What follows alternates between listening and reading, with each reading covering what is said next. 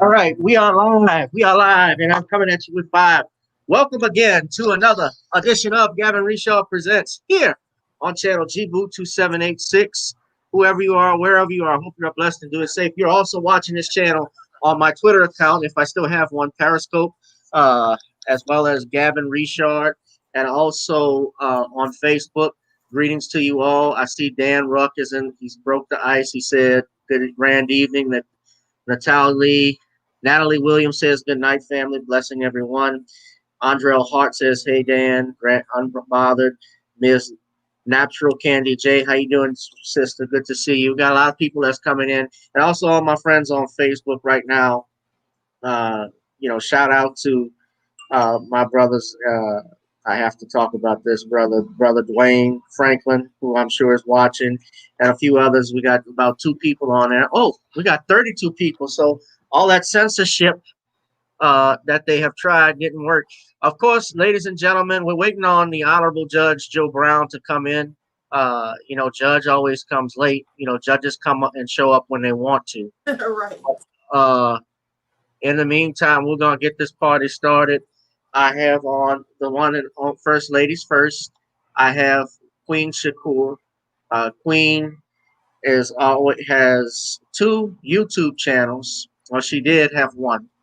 It was taken away. We're going to talk about that a little bit. But you know her from Fly Nubian Queen, and I met this sister actually through the Black the Foundational Black American Conference. Remember, that's where we met, exchanged information. And I was on her channel back around Thanksgiving when we talked about various things from Bill Cosby to vaccination. I see, hey, Royal Family, Josie there. I got 45 people in the building. Thank y'all for tuning in. And I'm waiting on Judge to show up too, but we're going to get started. And of course, so Queen, thank you for coming in. No problem. And of course, you guys know this brother. He is the author of The Man Crisis. He is also the author of the John Haynes series. He is the author of several other books, including uh, Eternal Night, which is a novel that he has, a horror novel, vampires that came out. You all need to support him. Uh, Queen, by the way, I want you to send me your Cash App so I can put it up there too. But our brother Shawn James, welcome, Shawn. Welcome back Thank from you. last week. Thank you for having me. No problem. And I see. I guess I can go ahead and add him. Brother Bernard is here. Bernard. Brother Bernard has a channel, King BJ on YouTube. I don't know. Bernard may be having some. I can't see him or hear him. Let me remove him. But he just hit me up in the chat, Bernard. But Bernard, of course, is a guest on the Judge Joe Brown show. So we're still waiting on the judge to come in. But I'm still going to get this party started. And we'll go on from there whenever the judge arrives. You guys can buy, of course, the John Haynes series on Amazon and check that out. Shawn, as always, it's a pleasure to see you. And Queen, thank you again. Let's get into, I guess, what we all are talking about. And the big news, of course, is, this past week, Joe Biden uh, it has been inaugurated as President of the United States. Now, I titled this broadcast Inauguration 2021 or Indoctrination 2021, and there is a very important reason why I did that. I have noticed in the last few weeks, colleagues and friends of mine, including Queen Shakur, myself, uh, Brother Bernard, who is on the stream now. Bernard, it looks like your thing is working. How you doing, Bernard? I'm doing fine, Gavin. Thank you for inviting me, and Queen, thank you, and Shawn James. Good to be back. Glad to have you back. All right. We are talking, of course, when I said Indoctrination 2021, it appears as of right now, there is an attempt to censor and silence the truth seekers. Those who not even just truth seekers, but those who have a difference in opinion. What's up, Bishop? How you doing? I have noticed that as of late. and and it seemed to have started, especially after it was confirmed that Joe Biden would be the 46th president of the United States. Now, I want to get everybody's opinion. Obviously, Joe Biden was sworn in as president of the United States. He actually has 17, he signed on yesterday, 17 executive orders. I'm going to get into that in a second, but I want to go around the table and talk about number one, the aspect of Joe Biden and Kamala Harris. They were both sworn in as president and vice president, respectively. What does that mean for Black people? I will start with ladies first, as we have our first, one of my first female guests in a long time, because the last one I think was Taisha. But I'm gonna start with the lady tonight, Queen Shakur. Could you tell us your thoughts about the Biden presidency? Yes. What I think is that a lot of Black people have been duped, and they are in fact indoctrinated, as you said, because the thing is this: they're not any better than Trump. Now, the thing with Trump is Trump was blatantly racist, and Biden is a closeted racist because he smiles and acts like he's giving you gifts or he's going to do something for us. He's so down with Black people. I call him Colonel Panders because he panders to Black people consistently and persistently. This is what he does. He's already told lies. Now, if we think back to what he said just a couple of weeks ago, he was talking about giving us those $2,000 checks immediately so that he could help American families, right? And Right. $2,000 to $1,400, and they said, well, you already have 600. You already got the 600. But now we see that he hasn't given us anything, and they're talking about it's going to be March. There was a news report today saying that those checks will not be dispersed till March, and who knows if they'll even be dispersed at all, but they're definitely not $2,000 as was promised. Another thing I would like to mention is that they told Ice Cube, the Democrats, as I call them, they told Ice Cube they would speak to him and schedule a meeting with him after the election, or the selection, as I call it. Now, with that all being said, when is this meeting? When have they scheduled it? Because I don't think they have. So they're already backpedaling on things that they've said. And I think this is going to be much worse than Trump, because here's the thing that a lot of Black people didn't realize or didn't even care to entertain. Joe Biden has done much more racist things than Trump. Oh, yes. Trump speaks a lot of racist rhetoric. Yes, he does. Right. Racist. But Joe Biden for 40 plus years has been actively racist in politics and done things that are, detrimental to the Black community. Not only did he sign and author the 94 crime bill, but he also participated in the 1986 Drug Abuse Act. And with that all, he's a hypocrite because his own son, Hunter Biden, has done both cocaine and has not served a day in jail. So I don't think this administration is going to do anything beneficial for Black people. I think this is all just about controlling the narrative, pushing their own nefarious agendas. And I actually think this is going to work out far worse from us, because the only thing I see them promising us that I actually think they'll go through with is those vaccinations, being first in line for that. Okay, that's what I think. Well, I would disagree with you on this aspect, Queen. He is not a closeted racist. He's outspoken racist in Joe Biden.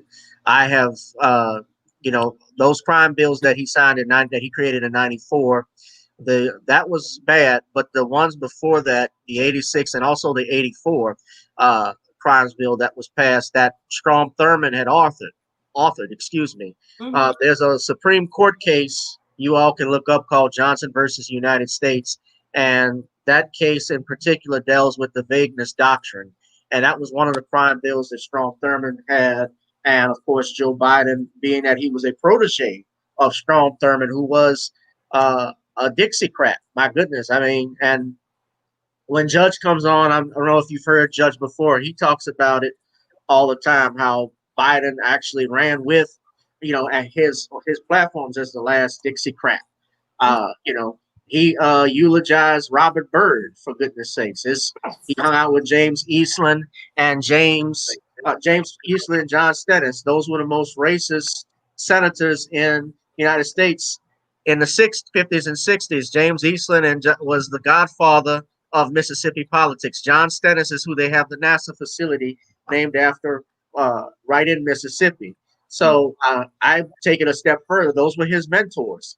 But nevertheless, your point is taken, and I would there. It's funny you called him Colonel Panders. I call Kamala Panderbear because she's always talking about how she celebrated Kwanzaa when Kwanzaa wasn't even a holiday when she was born, and I know damn well she didn't celebrate it with her mother's side of the family. No way. Right. But Absolutely.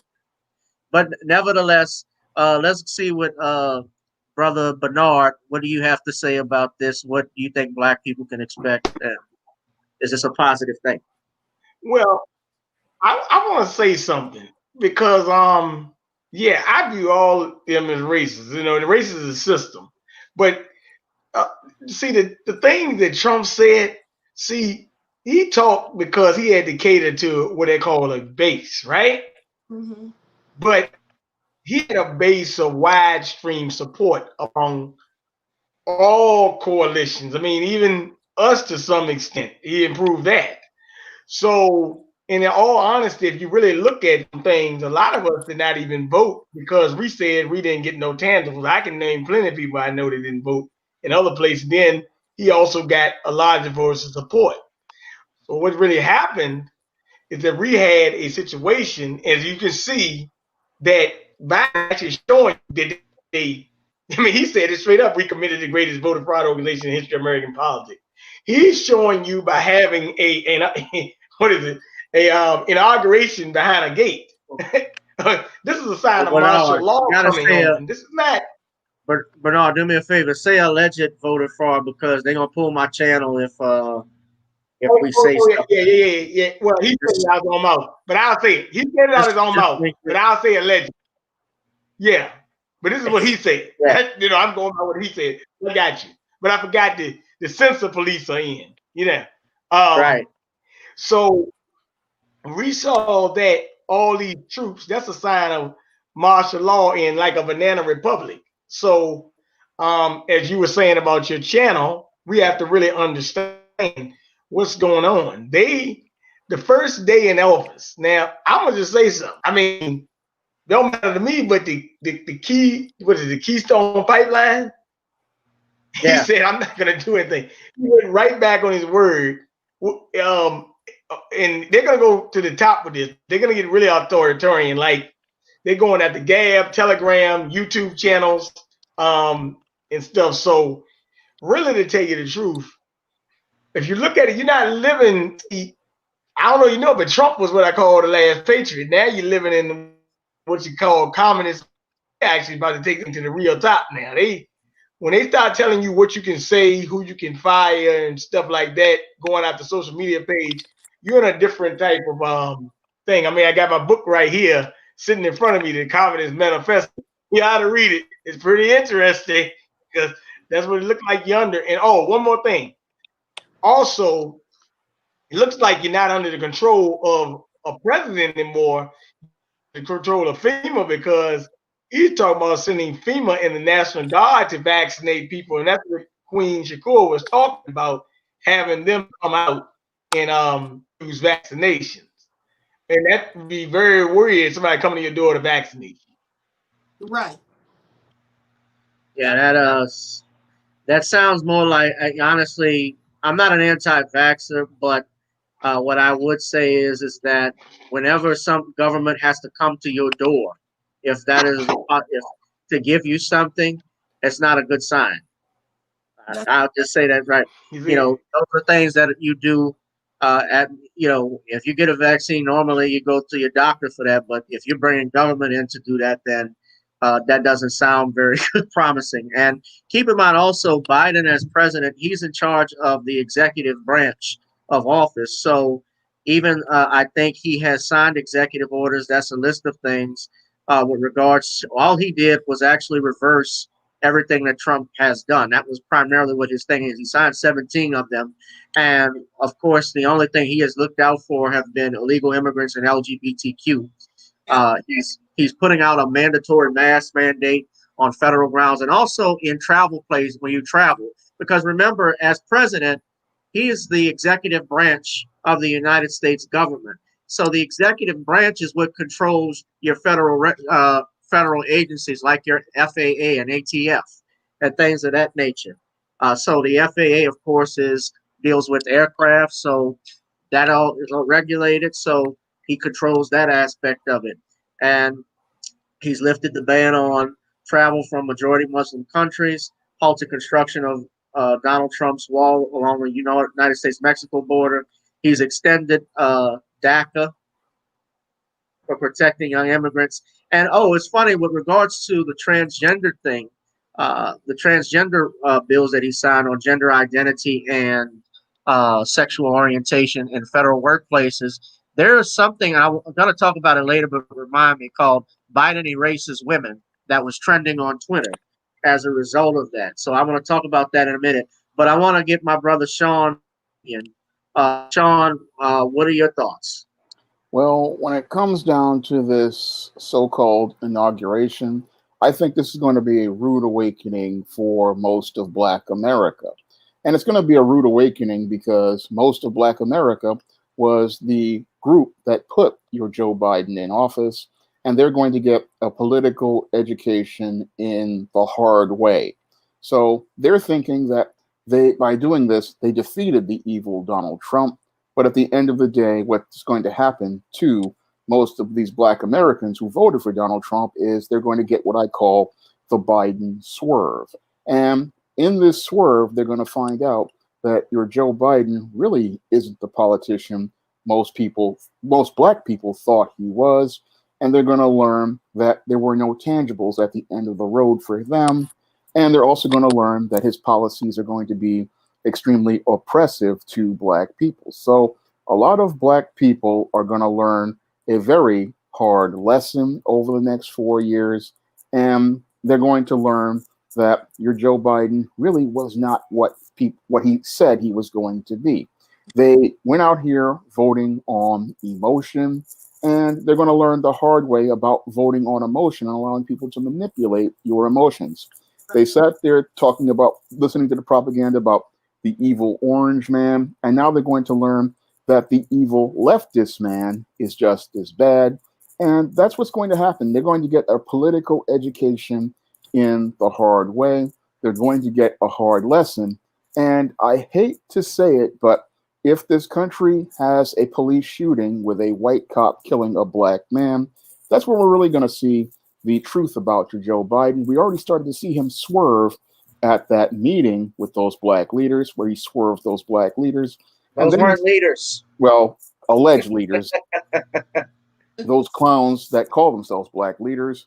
And we also saw him swerve the American people with that stimulus screw job, which I saw coming a mile away. And this is just the start of the screw jobs coming for the American people. It's going to be worse than Bret Hart at that pay-per-view back in 1997, the Montreal screw job.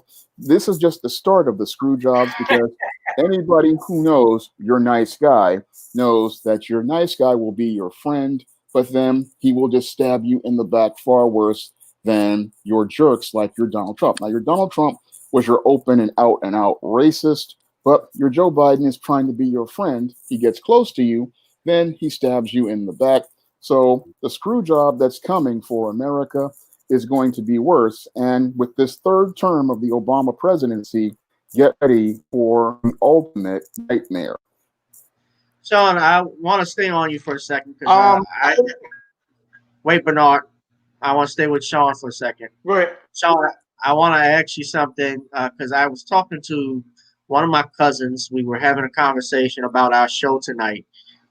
And he asked me a question. Well, Gavin, we got Donald Trump. Wasn't it about if you had to choose between those two, isn't it about getting Trump out, because Trump is the worst? So, I mean, is Trump the worst than Joe Biden? How would you answer that when people say choosing between the lesser of two evils? Well, I just say we were better off with Trump, because at least you knew where you stood with Trump. I mean, it's the two sides of the same coin. You have the nice guy, who is Joe Biden, and then you have the jerk, who's Donald Trump. But the one thing with the jerk is you know where you stand with him.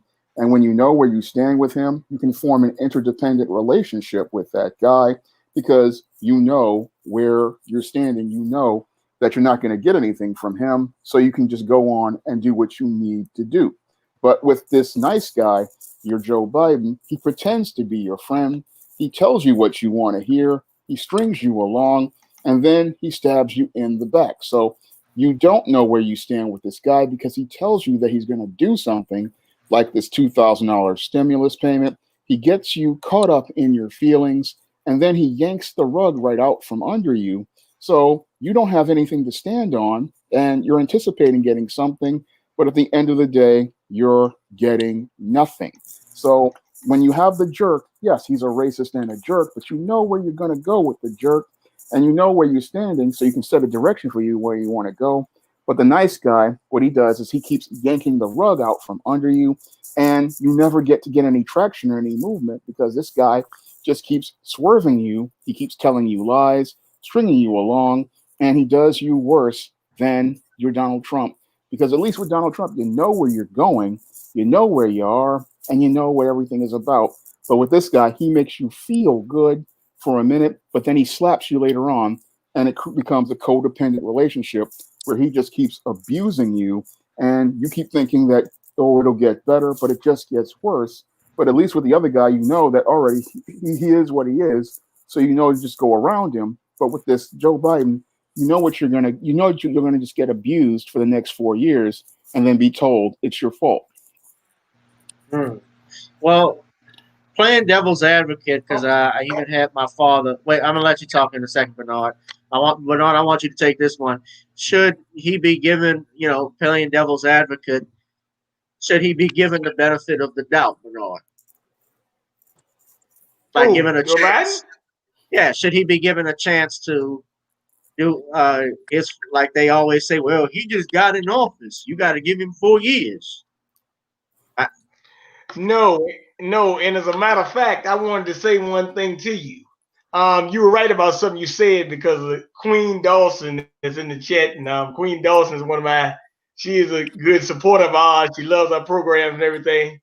She said that she posted the link in the video of alleged scam. Can we use that scam? Better yet, Let's say alleged. and they took the video out of your chat already. So that's how far they don't even want you to post it. Well, So, eventually they might remove this stream, as far as I know.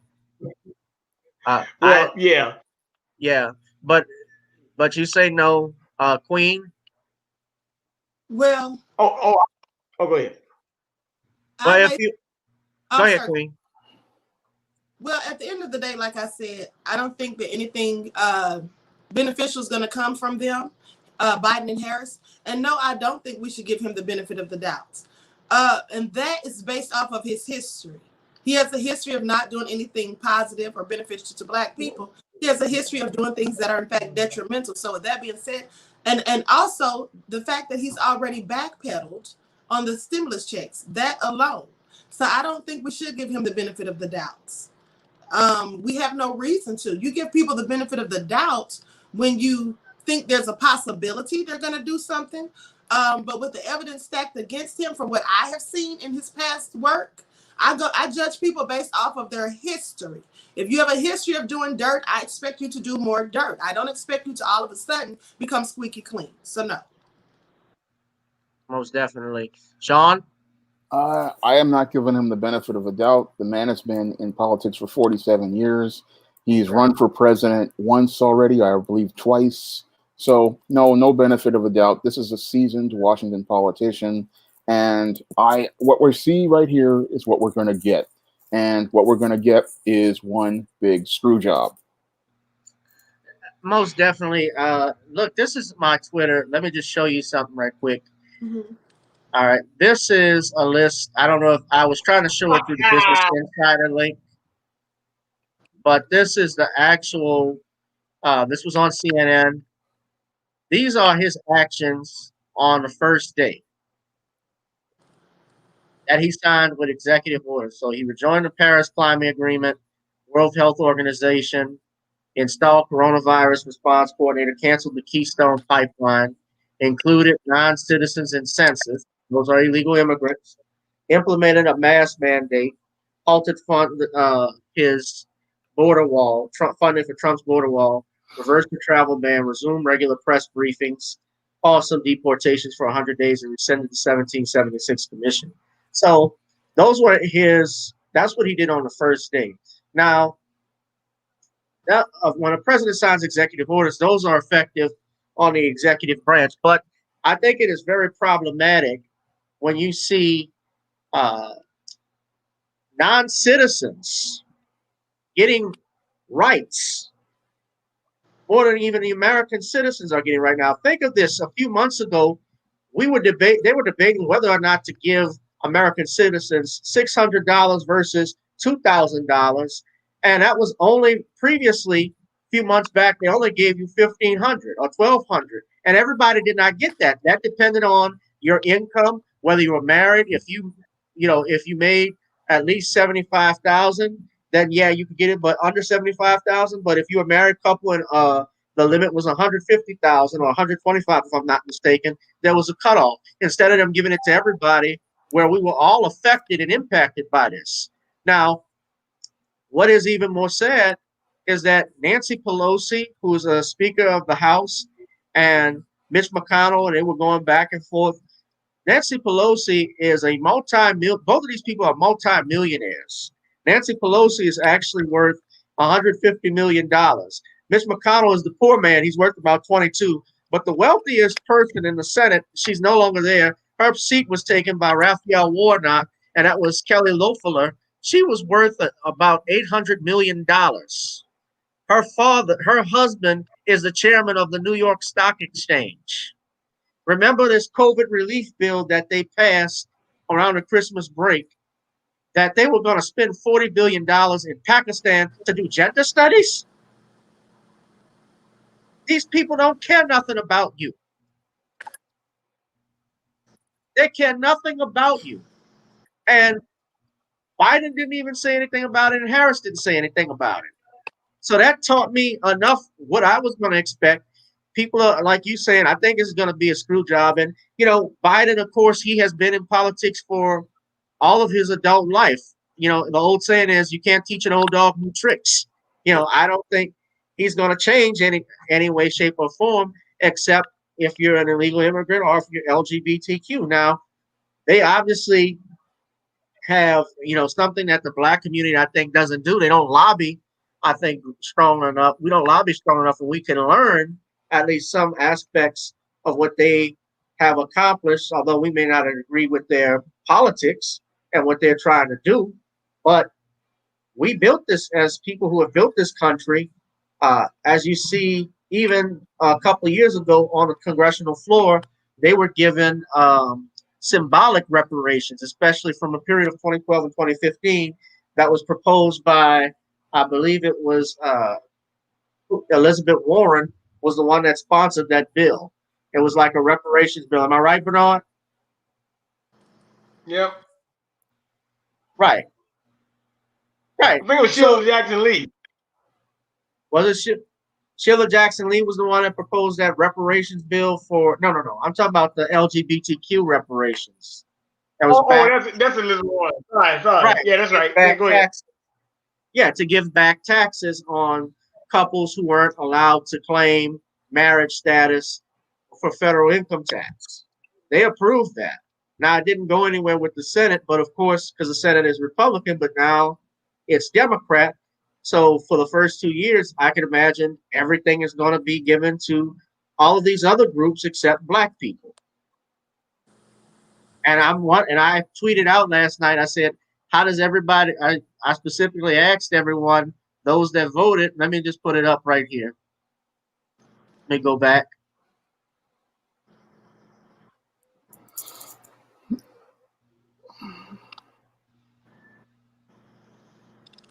I said, got to ask those that voted for Biden, how do you feel about the Black vote being diluted and obsolete down the line under Biden's immigration policy to allow 11 million illegals amnesty?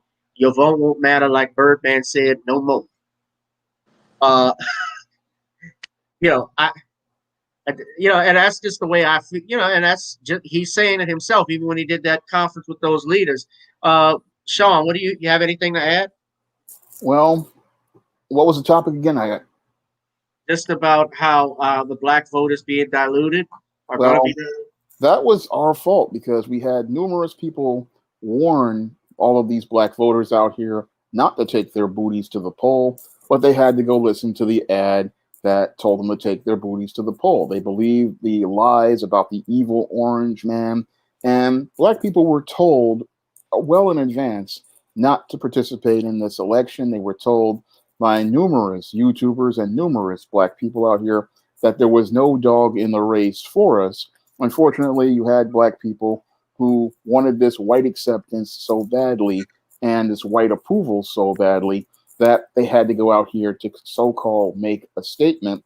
And now you have the president of Swerve pulling another swerve. He wants to bring in these immigrants, but this may wind up blowing up in his face if you look at the long-term picture. I mean, the black vote will be diluted in the short term, but what usually happens is when you import these voters is their children wind up voting Republican, and that's happened with a lot of the Cubans and the Latinos they brought over in the 80s and the 90s and even now.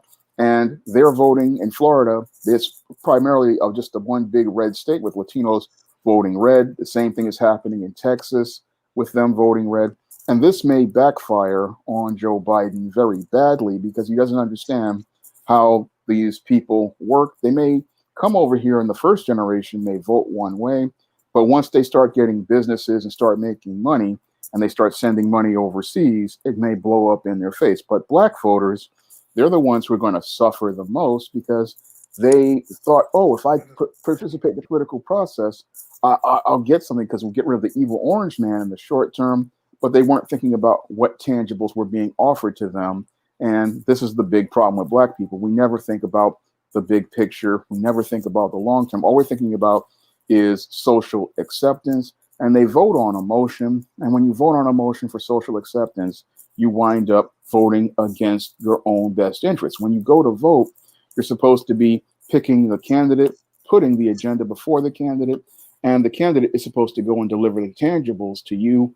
But this is something most black people haven't learned about because most black people are just still caught up in the social and they're not thinking about what politics is really all about. I gotta do this plug in right quick. I want everyone to please Okay. wait 1 second, Bernard. Please donate to the Cash App at the ticker you see at the bottom, or Google Pay or PayPal. If you see that there, we're hot and heavy tonight with Queen Shakur, King Bernard Johnson, and Shawn James, King BJ. And we actually still waiting for Judge. He was supposed to come in. I haven't heard back from him. But I ask you guys to please donate. If you can, hit that like, share, and subscribe button, because apparently they will try to censor and take this video down. So the more likes we get, the more it's seen, and you guys get to hear us talk, because whether you agree with what I say or not, or any of my panelists, you should agree with the right that we have, with the right for us to say what is on our minds and speak our minds, provided it's not inciting violence or malice or anything of that nature. What we're coming about is our opinions based on our experiences and what we see. And we need voices like this because this is not going to be on mainstream television. Bernard, you had a comment? Yeah. Also, last night, I don't know if I sent you this, Gavin. I didn't. I'm sorry, but I did post it. Also, last night, Antifa was running through the city of Portland, and they broke into the Democratic Party headquarters. Now, was I told you about the Capitol? And Insurgents USA, BLM, Antifa staged that false flag at the Capitol. So also Biden also. So you also got to realize one other thing here, that there could be a series of false flag attacks, like something, because they already hell bent on gun rights. So as we already know, they'll stage a false flag attempt to try to get a different outcome. Yeah, they well, we're going to talk about staging and so forth. I mean, I saw that earlier. I picked up the Louisiana Weekly.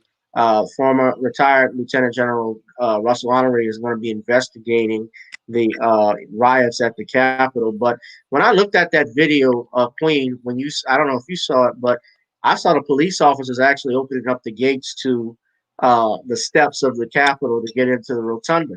I have been to I've been to the rotunda once when I was I'll tell you my age. I was 20 years old, and I remember the security was tight then. We had a group of us going because we were protesting the right to return here in New Orleans after Katrina. So I'm I'm taken aback that number one, it was just one brother that was there that supposed, fending him off with a baton, and he didn't draw his gun. That was one thing. And I saw also he got promoted as uh, he was escorting Kamala Harris to the Inauguration. to the inauguration. Yeah, outside on the steps of the White House there. So, or the rotunda there. Yeah, so that was interesting. Mm-hmm. You could comment if you wanted to.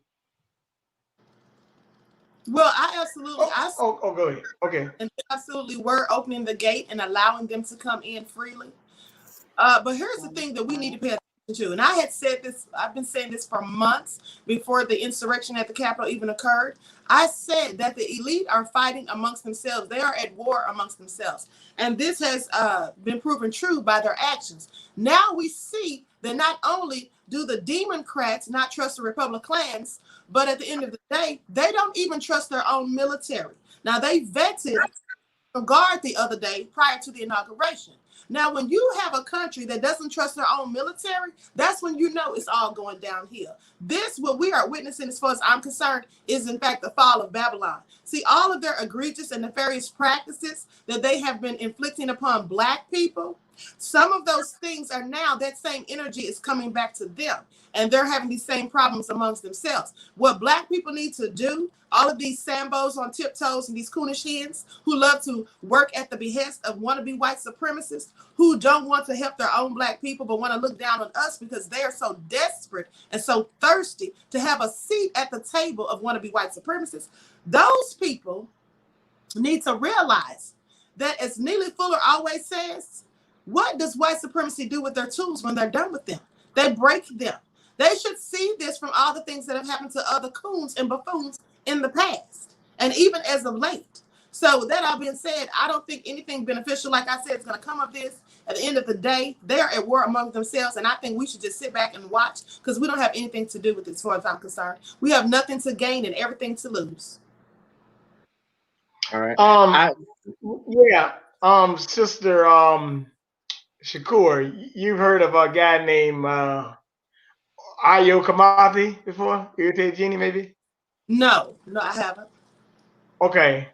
Yeah, he was actually saying this. So he was saying this. He was on his brother T West's channel, and he had mentioned who is trying to steal the election. He said that this was their fight to save their republic, right?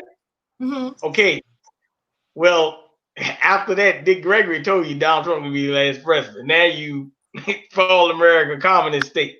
Okay. And Riyadh basically, like you said, elites, but Riyadh actually being portrayed probably as enemies of the state right now.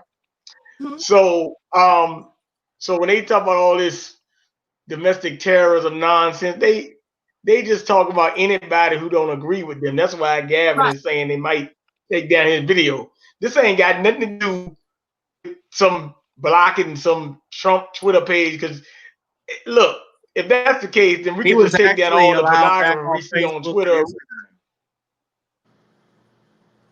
Well, I'm sorry, but look, you start losing the money. Yeah, go ahead. I was just saying that it's okay. It's okay. I think you got a lagging problem with your stream. But I was saying that Trump was allowed back on Facebook and Instagram a few days ago after they had banned him. And yeah, on Twitter, what Bernard was saying, I don't know if you all caught this, but I can go on my Twitter and look right now, and you can find people having sex with each other. I mean, you find pornography on Twitter, and I think it's funny that they want to talk about decency and removing all of the stress, but they will allow things like that nature. I mean, goodness, if a kid has a Twitter account, they'll be able to see stuff like that too. I have a lawsuit against them right now that I just talked about on a live I did at 6 o'clock. They have a lawsuit against them for allowing pedophilia to be on on their platform and refusing to remove it until the Department of Homeland Security got involved. And I have seen sexual. This is Twitter? Yes, Twitter.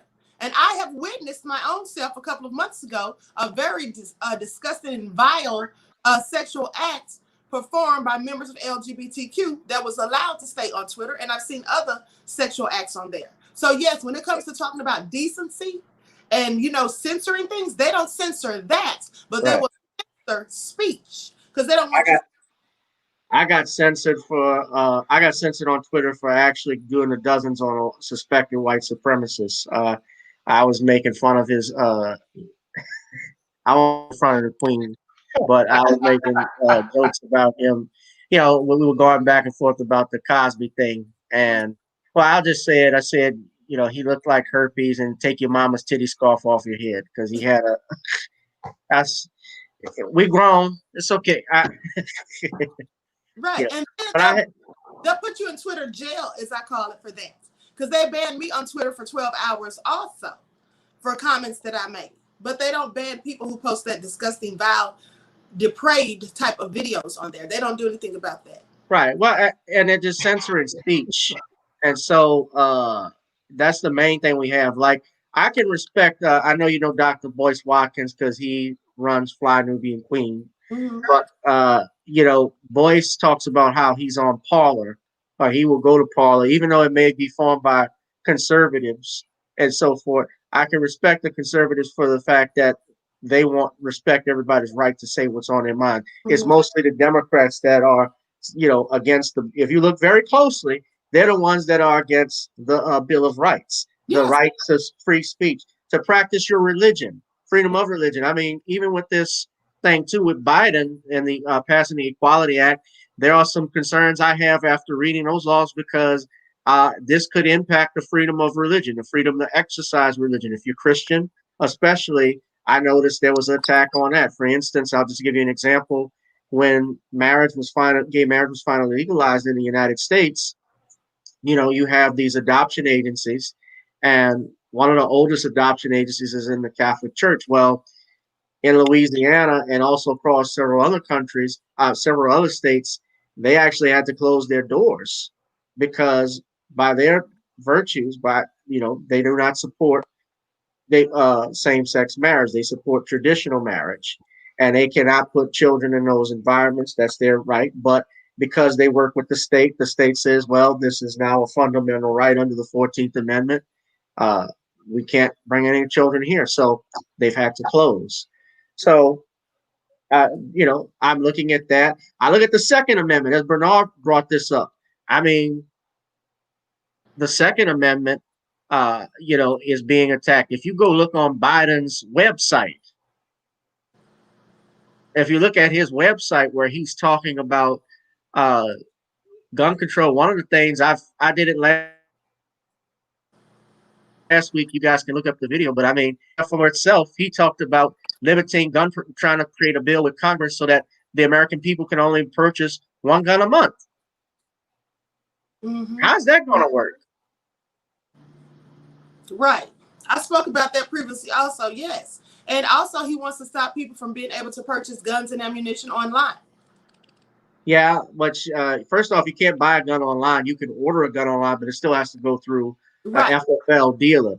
Mm-hmm. But, you know, Shawn is up there in New York. And, Shawn, you talked about this too. The guns, first and foremost, when they pass these gun control bills, does that stop crime? It doesn't stop crime at all. In fact, when I was in the 80s, we had those gun control laws, and they did nothing. We had 2,000 homicides here in New York in the late 80s, early 90s. So these gun control laws, they just don't work. I mean, we had an assault weapons ban during the 1990s, but we had more mass shootings in this country than ever in the history. And now, again, had nothing to do with gun control because what happens is you have a problem with people. The whole thing is you can put all the legislation you want to do with guns. It doesn't work. I mean, let's look at the mass shootings that places like what happened with Adam Lanza. I mean, he got his guns legally, and it was the shooting didn't happen because he had an illegal, because of the guns. It was because of the single mother household he grew up in. And people keep thinking, oh, we can just keep passing legislation to stop the violence with guns, but the violence comes from the way we've been raising children in this country for the last 50 years. And I went in depth on this in my book, The Man Crisis. And it's something that people don't want to pay attention to in this country because they want to think it's just guns. But we've been dealing with this for 50 years. And we've had guns ever since the 1940s and the 1950s. We had no crime. We had the lowest crime rates in this country because the family was intact. And that's something most people, they don't want to talk about because they don't want to admit that these leftist policies are the thing that created most of the crime and the violence that led to a lot of the gun violence we're having to deal with right now. It's not the guns, it's the way people are raised and the way families have been destroyed in this country, but nobody wants to talk about that at all. Listen, okay, let me just show this because I want to move on to my next topic, but I pulled this up especially for all of those who are new to the channel, just so you can look for yourselves. One of the first things here, he wants to put America on a path to ensuring that 100% of firearms sold in America are smart guns. If you don't know what a smart gun is, it's basically a firearm that has fingerprint technology that you use. Now, there are some that exist, but a lot of people don't like purchasing them for a bunch of reasons. And the main reason is that if you have an emergency, for instance, let's say you get into a fight, or you're a female, a woman that's getting in a fight with a dangerous boyfriend, and let's say he cuts your hand's bleeding. If this is fingerprint technology and you go and try to grab your firearm, do you think that is going to recognize your fingerprints with your blood on it? No. So some people don't use that. You can also look here on his website. He wants to require licensing for purchasing guns, background checks. There's also talk of a gun registry, banning AR-15s, and weapons. And an AR-15 is not an assault. Doesn't stand for assault rifle. It stands for Armor Light. That's the company that made it. But this is all here. Kamala Harris talked about a buyback. So I'm telling you right now, if you have money, like Judge says, focus on banging, not bling. You need to invest in stuff because it's firearms, and go to a gun range and learn safety because you just never know. And this is the end of the online sale of firearms, ammunition, kits, and gun parts. But you just never know when you may need it as far as defending your life and your family. Might I add that I think that all those proposed pieces of legislation may backfire on Joe Biden, because when I think about that whole smart gun, that can easily be hacked by a tech-savvy kid. And when it comes down to these other ideas he has, he's just going to create a black market for older guns. I mean, the people aren't going to go with the buyback now that they know that the legacy technology is out there and it's going to be tried to be phased out. That's going to lead to people hoarding older guns. So this may blow up in his face really bad, and he just doesn't see how bad it's going to blow up, because on one end, you have the kids who are going to defeat all of these so-called smart guns, because I know how kids are. I was 12 years old. I knew how to program a VCR at 12. And your kids, if they can go and jailbreak one of these iPads or iPhones in a Best Buy, they're going to jailbreak one of these weapons. And when you have also the other thing, the older guns, it's just going to create a black market for older illegal weapons. So he's just creating policies that are going to blow up in his face, and it may not end the way he thinks it's going to end. I want to move into this other topic, though, because one of the things I saw, and look, let me say this because there are going to be people who are watching. If you're in a fraternity or sorority, I'm not knocking that. But are we just happy with symbolism? And I'm saying that to say, I saw the hashtags about chucks and pearls, and I saw some of my colleagues and friends on Facebook who are the ladies who are AKAs. They had their banners with the Madam Vice President Kamala Harris, all smiles, and today is a good day. Are we just satisfied with symbolism? Because not what I find, and I'm just mentioning this in general, is that as Black people, I saw nobody I have ever spoken to can tell me exactly anything Biden plans to do. It's most of what they say is that, well, we got Trump out. Trump is gone. Trump is gone. And I saw things. I don't know if you guys can. Let me share this screen. This is what I saw too, because this caught me. I had to laugh when I see it, but it seems like we go through the same thing. It's an Obama third term.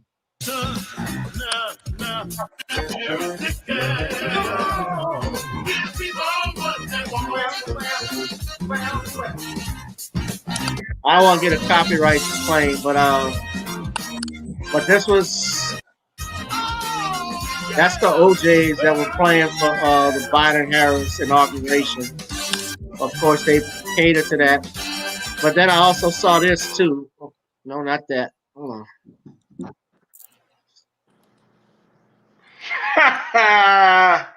God damn it, man. Hey, man, this stuff pitiful, man. How you make me laugh? Very sad indeed. No, but this is what I saw too. Let me see you walk. Now, ho, yeah, I know that you can talk. You talking all that shit, but let me see if you can walk. Let me see you walk. That's Barack and Michelle Obama. Let me see you walk. And this is something else I saw. Hold on, hold on, let me loud. Michelle!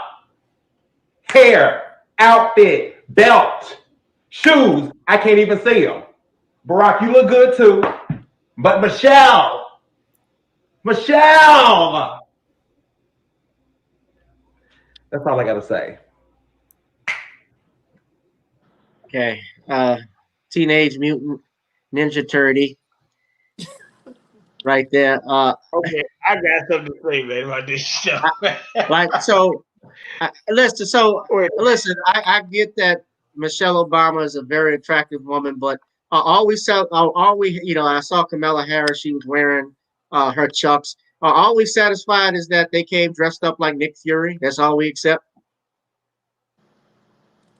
Let's be real, man. Right. Go ahead. Let the queen. Go ahead. Go ahead. Let her go. And then, yeah. Problem with many black people. They are fine accepting symbolisms, and the Democrats know this. The wannabe white supremacists know this. That is why that's all they ever offer us. They don't go after tangibles. When we all said hashtag no tangibles, no vote in 2020, most black people didn't care about any of that. All they wanted was for the Democrats to pander to them. And the Democrats do a good job of it. That's why they sit down and have interviews with people like Cardi B, who's the queen of ratchet. And then they pull hot sauce out of purses, Hillary Clinton, Kamala dancing to Cardi B's music, right? Wearing Chuck Taylors and Timberlands and taking down Confederate statues and all that. And even when George Floyd died, the Democrats went down on bended knee for 8 minutes and 46 seconds. How is that benefiting us? Okay, that may be a nice gesture, but what is that doing to stop the police, the racist race soldiers, from killing unarmed black people? How is anything that they're doing providing anything of aid to us? It's all symbolisms, and yes, many Kunishins and Sambos and tiptoes are absolutely fine with that. And it's just terrible, in my opinion. All right, Bernard. Well, you know something that's mighty. This is going to really knock some socks off people's heads. Now, all that buffoonery stuff you saw, right? With Obama and Michelle and all this other stuff, and people talking about chucks and everything like that, pearls or whatever. But we got to go back and understand something. And Shawn, you're right about what you said. Gun violence is actually higher in the cities with these strict gun control laws than that. In a lot of New York, California, Chicago, Baltimore. But we got to understand something. That when Barack Obama was in office, he played a lot of games with us. And we just go back to history because he came in right after George Bush. And you can go look it up. They are in the same ancestry. But we had a situation where black men were getting killed in almost record numbers by police. I mean, it was going on 2015. I think it was over 1,000. And a lot of times we had 4,000 people killed in 8 years in Chicago. He signed the Blue Alert Law. And that's why when Mekhi Johnson did what he did in Dallas, he didn't go visit Mekhi Johnson. He went to the police officer's funeral of what happened there. That was also another thing trying to pass gun control. A lot of people don't know that. They started talking about gun control again. So, the symbolism stuff really doesn't happen. I think earlier this year, I think they reported that 2020, they said 98 police shootings happened, which is still too many, but we had more violence happen under the Obama administration. And I'm looking at people like saying, I don't care what he has on because when he was in office, he didn't do nothing. I mean, we pay too much of white supremacists. White supremacy, yes, but he's what you call a blackface white supremacist. He did everything that they wanted him to do, plus more. Actually, went overbound. When people were losing their homes, he did nothing about it. So, I mean, you had high poverty rates. I mean, I worked in a prison, jail cell field. No, that's why I said that when you see that pandering stuff, I mean, this is like a buffoon show. I mean, we already got enough buffoons. We got buffoons in the NBA. We got them in the NFL. We got Al Sharpton. We got enough buffoons. What we doing? We should be look. Don't you be talking about my pastor. Man. CI7. Google CI7. You'll find out that Al Sharpton the FBI phone. But that's okay. Not even worried about that. But I'm saying that when we go, but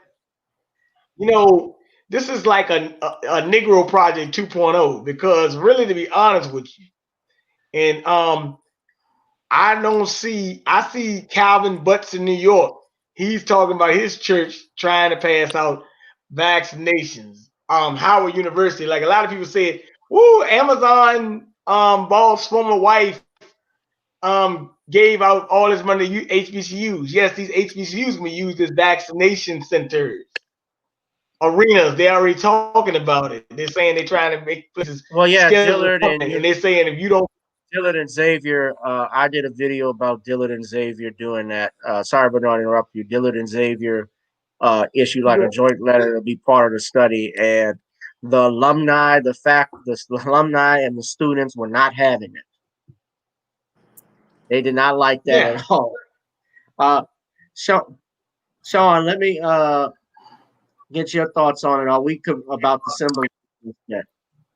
Well, when it comes down to all of this symbolism, it just shows how low Black people's self-esteem really is. Because instead of them looking to get tangibles from these government officials, they are just so caught up in their feelings that all they will accept is the attention that they give them.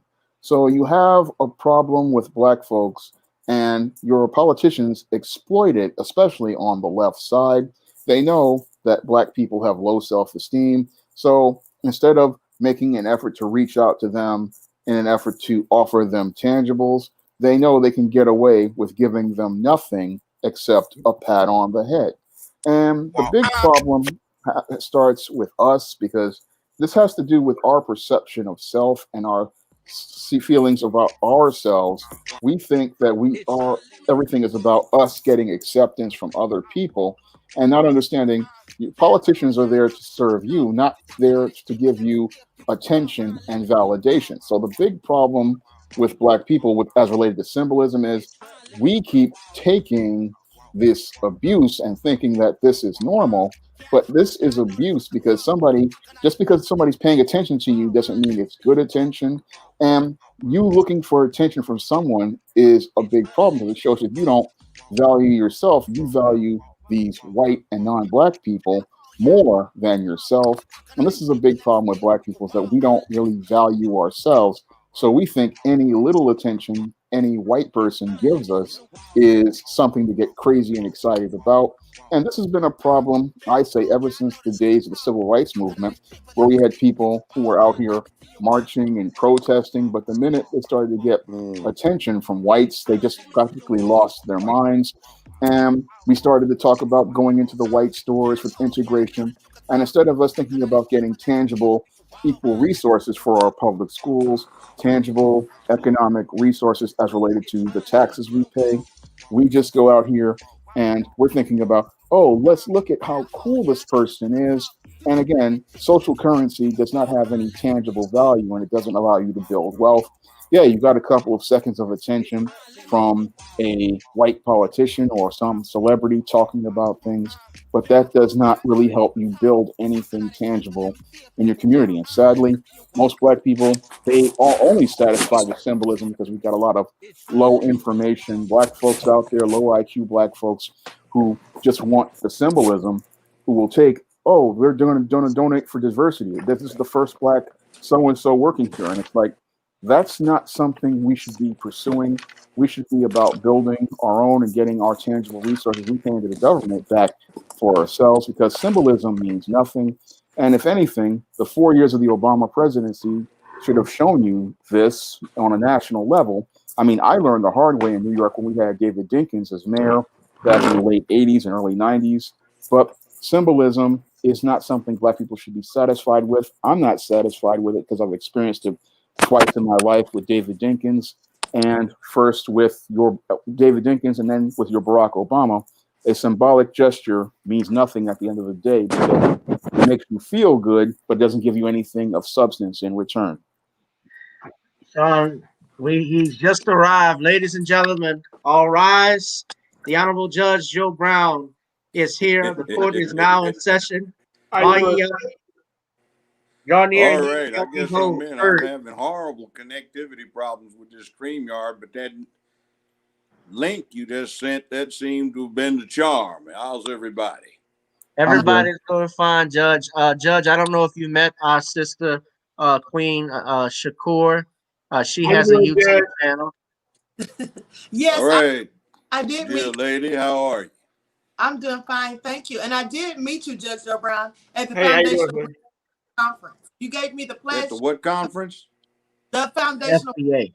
conference. Oh, okay, in Atlanta. Yeah, this summer. All right. Yes, Judge. We thank you for coming on. We were just talking a lot about everything that's going on from the inauguration 2021, the Chucks and Pearls and symbolism is what we were just discussing. But Queen Shakur had her channel. One of her channels was actually taken off by YouTube as well, since we talked about censorship. Check out Burning of the Reichstag back in the 1930s in Germany. And then think DC little fiasco a few days ago and see what came of it. And then something that only briefly got reported on in the press, Antifa, BLM, and the communists jointly invading federal property in Seattle, Pacoima,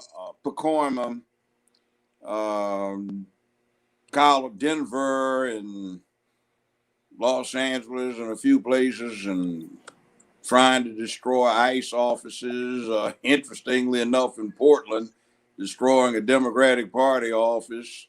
Antifa in black uniforms, and they were protesting. We didn't want Biden. We wanted real change. That's just symbolism. And then contemplating the stuff that is so much suppressed in the mainstream media about Antifa participation in what happened in D.C. We had an interesting story here that developed. One of our congressmen for the 9th District, he's a white Jewish guy, gay, never been married, 70-some years old, which is like unbelievable for somebody gay. But he represents a district that's 92% black. He's been beneficiary of some hacked election machines, and he was screeching about it's not safe for the president-elect because the National Guard division is providing security in D.C. when polled 72% voted for Trump. So I note in passing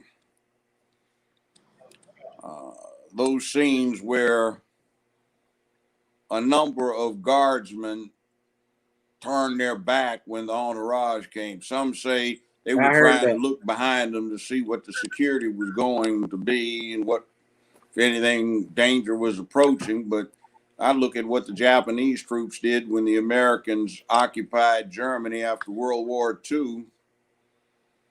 Well, they turned their backs on the American cavalcades that were going down the roadways when they entered into Japan. I don't think they were showing respect, but it is what it is, and not all of them did, and not in every place. In any event, I think, what was it, 3 or 4 cars in the so-called caravan? In my lifetime, I have, and I'm in my 70s, I've never seen anything like that. And did you see the new vice president in her mini skirt instead of a gown? My goodness. And Lady Gaga looking like some gay boy in fashion, circused her up with all that frou-frou on, singing the national anthem. And did you check out the edition of My Land is Your Land? It says, Our land is your land. In other words, come on in. You know, we know there's another big caravan moving in from Honduras trying to race to the border so they can get here in the next 100 days. Come right on in. We got lots of money for you. All the neighbors around here, you know, we had them play bottom bitch and they didn't get shit. They didn't even get to walk in. And all of the drag queens flouncing around up on stage. And first time, it didn't do it for the Civil War when Lincoln got sworn in the last time. Didn't do it for World War I, World War II. Korea was going on. The Nam was going on. Anybody, they had everybody moved out, and where the people of America should have been, they had little flags. And then some big other nation flags. They've never done that. And then a few of the Jackass Party congressmen way off in the background in the yard, on the lawn, you know, sitting on the grass. You know, it was wet. I guess they got their asses wet too, you know, so that's good for them. They kind of like that wet ass stuff. Oh, God. This is what it is. You know what I mean? It was all so fitting. I just, this is where it's coming to. All these struggles. Even the white folk been struggling for hundreds of years to get shit together, and this is where it gone. The little fucking vanilla cupcakes done took over with some chocolate sprinkles. Damn. I looked at this and said, Judge, I gotta ask that thing said, the weak shall inherit the earth. Like hell, the meek won't, the weak won't. God damn it. Little sissy boys prancing around going, oh my God, I'm so relieved. Oh, the boogeyman is gone. Oh my God. Oh my God. The real devil is taking over. Oh, I'm so happy. Y'all wonder why Judge is not back on TV. Oh, damn. Like, dude, can't you have some sense? And then speaking of some shit to back it up today, I was waiting in line. They had this social distancing because I forgot to get one vehicle registered. So I had to get 2 of them done. Man, I'm standing out there in line, and all the colored folk got their cell phones blasting music. I said, man, these fools can't even stand in line without playing some music, trying to boogie. What the hell your ass dancing out here in the cold for 2.5 goddamn hours to get in to see DMV? What is wrong with you? Talking about buck dancing. They ain't even got an organ grinder with a little pretty chain around you and a collar around you. Oh my. Yes, man. Damn. Have some pride. And that one dude, he was playing some, it was just blasting that in where I said, brother, could you kind of turn that down? Hey, man, what's the matter? You ashamed to be in it? I said, look, yeah, I ain't no end, fool. I said, turn that shit down.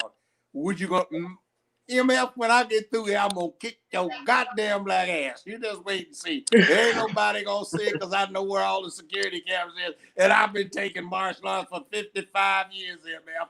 I got some shit I want to try. If you don't turn that shit off, I'm going to whip that ass. Now, that clear enough for you? Who you, man? Are you? Yeah, I'm strapped. You see that sign said no firearms allowed? I can get my ass up in there with this shit I'm packing. It ain't nobody gonna say shit to me. Now you wanna fuck with me? Get me angry. Judge, I want to ask you, y'all see why Judge is not on TV, huh?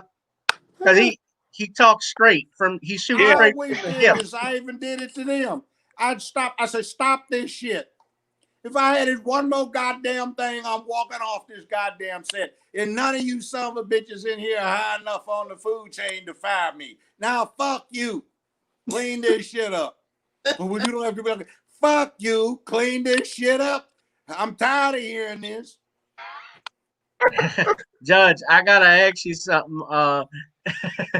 And keeping with that topic, and cleaning stuff up. Biden has signed some executive orders. We talked about this, but this was trending, and I left this up on Twitter. This hashtag Biden erases women, about the transgender orders, executive orders that Biden is purported to sign. Did you see that? Yeah, look here. We need to do an accounting on that.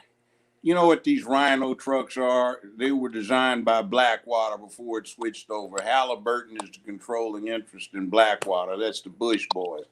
But the damn big ass 11-foot, 12-foot tall trucks that can't be used anywhere but in the Middle East, as long as there are no tanks around, because you can see the thing 5 miles away, make a big target.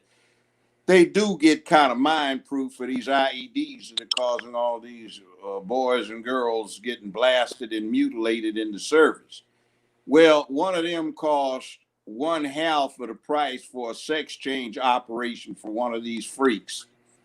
And not only was the Obama-Tang administration giving sex change operations to the freaks who had actually enlisted, also to their significant others. So I'll be damned if we need to get paid for some self-hating freak who can't stand what he is, has no sense of pride, that we need to be spending that kind of money.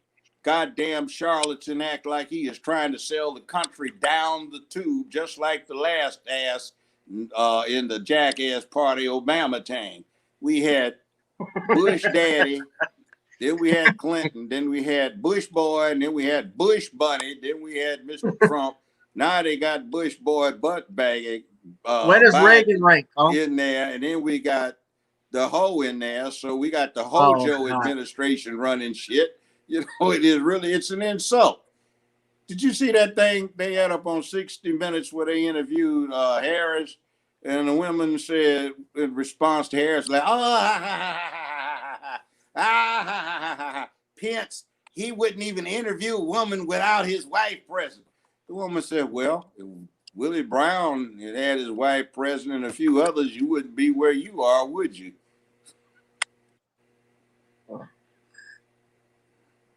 Talking about hole humping. And you know the fix is on. You know how they always get on everybody because they farted all the time. They had a little bit too much hot sauce or something, and you know they were at some function. They got a fart. You know they talk about them for 50 years. Well, LA Times been covering Harris's hoeing for 30 years, sleeping her way to the top, and they didn't even mention that shit. They tried to suppress it. You know the fix is on. So usually the way it goes is the Nazis or something like them get in, get a little toehold, and then they create an incident, then they censor and take over the press. Well, see, the problem is 50 years ago, the Nazis took over the press, so they ain't got nothing to take over. They take over the government. They did it in reverse. So we got some sweet meat Nazis up in there trying to do wrongful stuff to the people. Really crazy. Shawn, you had something you want to add? Good. I'll let the other guy go ahead. I mean, it's this time. Bernard, go ahead. Brother Bernard. So Judge, hey, good to see you. Yeah, So, one thing I want to add. You know these here 20 and 24 and 34 person text things? There is a traitor in the midst of all of that. You remember me, counselor, and you talking yesterday about that star hashtag, 62 hashtag in the damn area code, which I confirmed, leading back to Fort Lewis, Washington, an Army base and an NSA headquarters? Well, I've been cleaning it up, and every damn time I get on one or two of those little 24 to 34 person little text mixtures, gets right back on there. We got a traitor that is turning our numbers over to NSA so Big Brother can spy on us. I read that thing that I got from AT&T and Apple. There's a thing that they have set up so developers can have some other party forward your text to them by just saying forward. And what happens is that they can then get into all of your sensitive information, confidential stuff and everything. And somebody on one of these these circular text thing is a traitor. Because if you get on there, they are using the opportunity to send your number to an NSA station in Fort Lewis, Washington. That's an Army base. AT&T never heard of the number, and they're a phone company. Apple doesn't know any damn thing about it. It's crazy. Big Brother is on our asses. Well, that means we're doing something right. It's Revenge of the Nerds, part 29. That means we're doing something right. If they're covered. Bernard, you wanted to say something right quick? I wanted to I didn't mean to cut you off, brother. I'm sorry. I just before that skipped my mind. Yeah, but go ahead, Bernard. And then you good, Judge. But and Judge, for purposes of the channel, don't say the F word, not that F word, but you know the fuck those faggots. You just use the word skank. No, fuck them. That's how you take tell my your channel enemy. off. What can't you say? The motherfucker you can't call out his pejorative name for is your goddamn enemy. You can say redneck, cracker, honky, whatever in the hell, racist, dog, all this shit. You can say nigger, kite, wetback, greaser, all this other shit. You can't say faggot. And they say it. Faggots be not that calling F word, us Judge. and everything else. That's what it is. Now, I don't care what motherfucker do to get his freak on behind closed doors. That's their own damn business. But when they start putting that shit out and start recruiting children, oh, hell no. No, Judge. Wait a minute. Reverse cowgirl get on top day or something, or parade. God damn it. What the hell is the point? He's talking about right. He's talking about voter fraud. So hold on. Voter fraud. Right here in this county I live. So the Bush boy administration, the Bush buddy administration, the Mr. Trump's administration, they all reported over the last 16 years that the voting machines in Memphis, Shelby County, Tennessee are hacked. The Justice Department under 3 different presidents says there has not been a fair election here since 2000. Well, the county commission got the money in 2012 to replace all these hacked machines. They threatened to sue them in 2019, but they didn't tell the taxpayers. They used the money to buy brand new machines. But for the last 4 election cycles, the new machines have been sitting in the goddamn warehouse, and these son of a bitches here have been using the hacked machines for 4 election cycles after they got the new ones, including the last one. Okay. What the hell do you call that? Well, remember, this is what I was saying, Judge. Remember we were talking the other night, and we were saying that they're trying to make it look like Reed did this, but in all honesty, we had a lower turnout this year than before, and Antifa, our voter registration numbers were down. And the commies up there cutting up the same damn day. They were the son of a bitches that did that shit in D.C. And let me make a prediction. You know what else the bastards are going to do? These Antifa fucks are going to have several shooting incidents, they call, and this bastard in his hole up in the White House are going to use it as a call for more gun control. By the way, the name for this administration, the Hojo administration.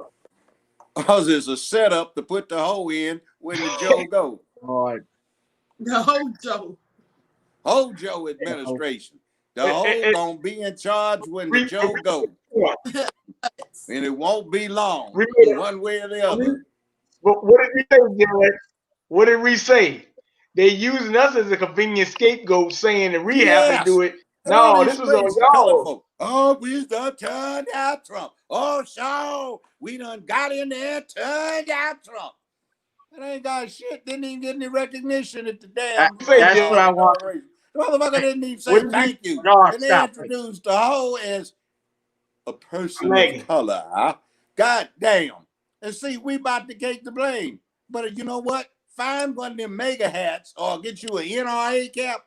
So when them real white folk, you know, the rednecks, crackerwoods, peckerwood crackers, did we call them, get out there and get to doing their thing? You said, not me. Put that, say, I'm with you. Judge, what do you think? Leave that nigga alone over there. He all right. That's a good one over there.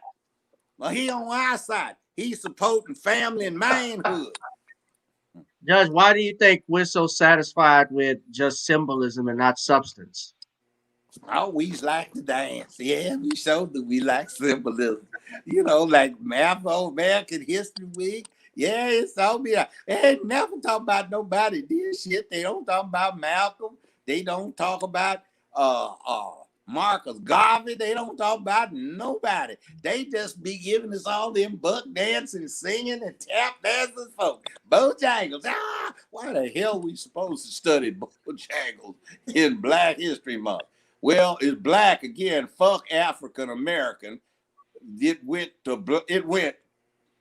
nigga, negro, nigga, negro, no, nigga, no, negro, nigga, colored, negro, black, Afro-American, black, African-American. Now it's back to black. That negro shit came in because the Spanish started bringing in African slaves. They called them negroes, but Sir Francis Drake and Sir Walter Raleigh, after whom Raleigh, Virginia is named, started getting letters of marque from Queen Elizabeth I so they could be pirates without getting hung if they got caught.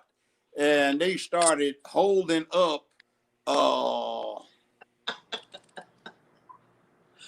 hijacking, playing pirate on these Spanish slave ships. So they would take the slaves they captured and sell them bootleg in the Spanish colonies, and they would say, Negroes for cheap, come to the harbor, come to the port. So when they started bringing them to the English colonies, they started going, we've got Spanish Negroes. So that's where the term Negro came in. Negro in Espanol means noir en français, or black. So that's where we got the Negro bit from. But you see, ain't nothing we chose. So if you're going to get a color and call them white folk, you can call us black folk. By the way, instead of BLM, how about BFM? Black Folk Matter, not that black lesbian mania shit. Yeah, please donate, because I will not have a dime from ScrewTube. That's correct. Fuck ScrewTube. We need to get these some bitches taken over, or we need to have a private derivative act for violation of FCC codes, restriction of the First Amendment, and do the same thing these cupcakes did when they sued Trump 3 years ago in federal court, saying he couldn't block them on Twitter. That's right. So the federal court said, since it's a public forum and people have First Amendment rights and they want to exercise them, then Trump couldn't interfere with them by blocking his private personal account. He could only mute them so he didn't have to pay attention. Well, damn it, if the forum's got to accommodate public matters, since it is a monopoly of the airways that the people of this country own, we need to get together and file a collective action against these son of a bitches and claim monopoly and get them to impose the antitrust strictures. Remember, how many damn phone companies do we have now? 45 years ago, there was only one. Mm-hmm. Bell Telephone. They had subsidiaries, Pacific Bell, Southern Bell, Central Bell, but it was just one phone company. They knocked them off. You can knock off Twitter, Facebook, and Instagram, YouTube also. A bunch of fascist Nazis. Indeed, we have a bunch of fascist Nazis. And for those that don't know, Judge has always been a guest on the show, so I always know he's not going to come with a filter. I'm too goddamn old to worry about shit. I'll take the heat. Nobody else got it. Fuck it. I Hey, like man, this nothing wrong shit. with it, man. I need some excitement, goddammit. Fuck you, big brother. Your mama probably the last time you gave some dick to a woman.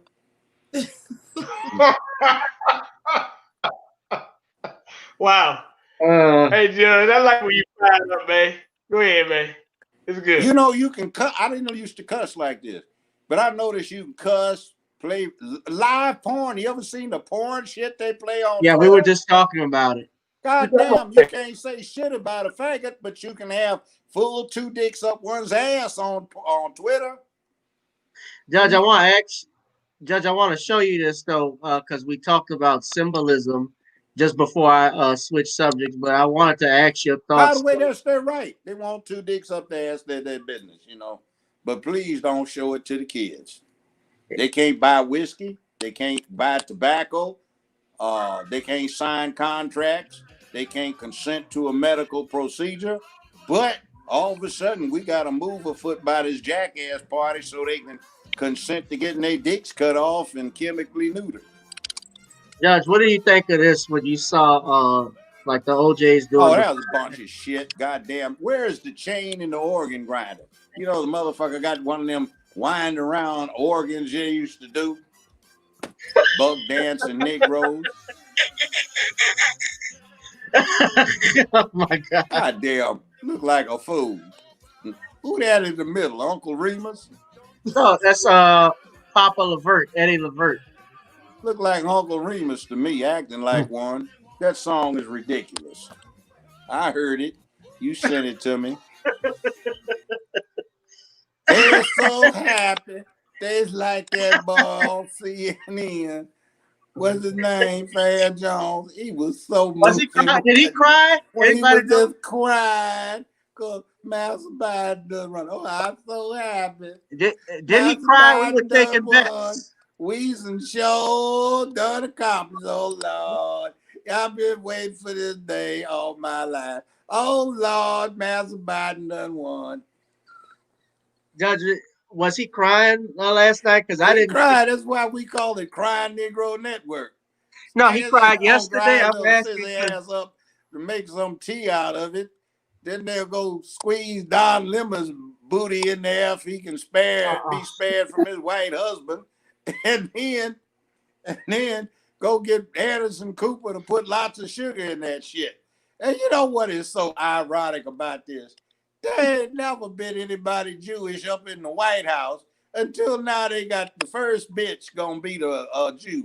You know, when they get up in there, when Kamala gets over, when Biden takes his racist ass out of there, come Queen gonna be up in there as president, and he gonna be first bitch. Ain't that a bitch for them poor Jewish folk? Man, first motherfucker, one of y'all up in there. You blew it with Bernie Sanders. You done gave that motherfucker up, man. He had a chance.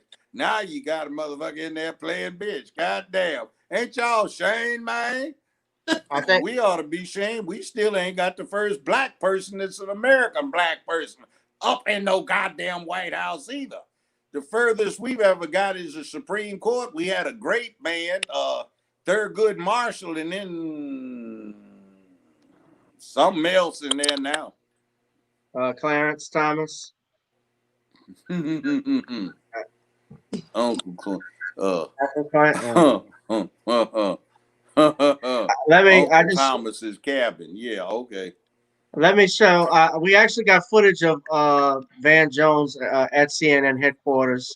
I think he this was right here. crying. Oh, that was so touching. There he is. Where's this little Negro ass now?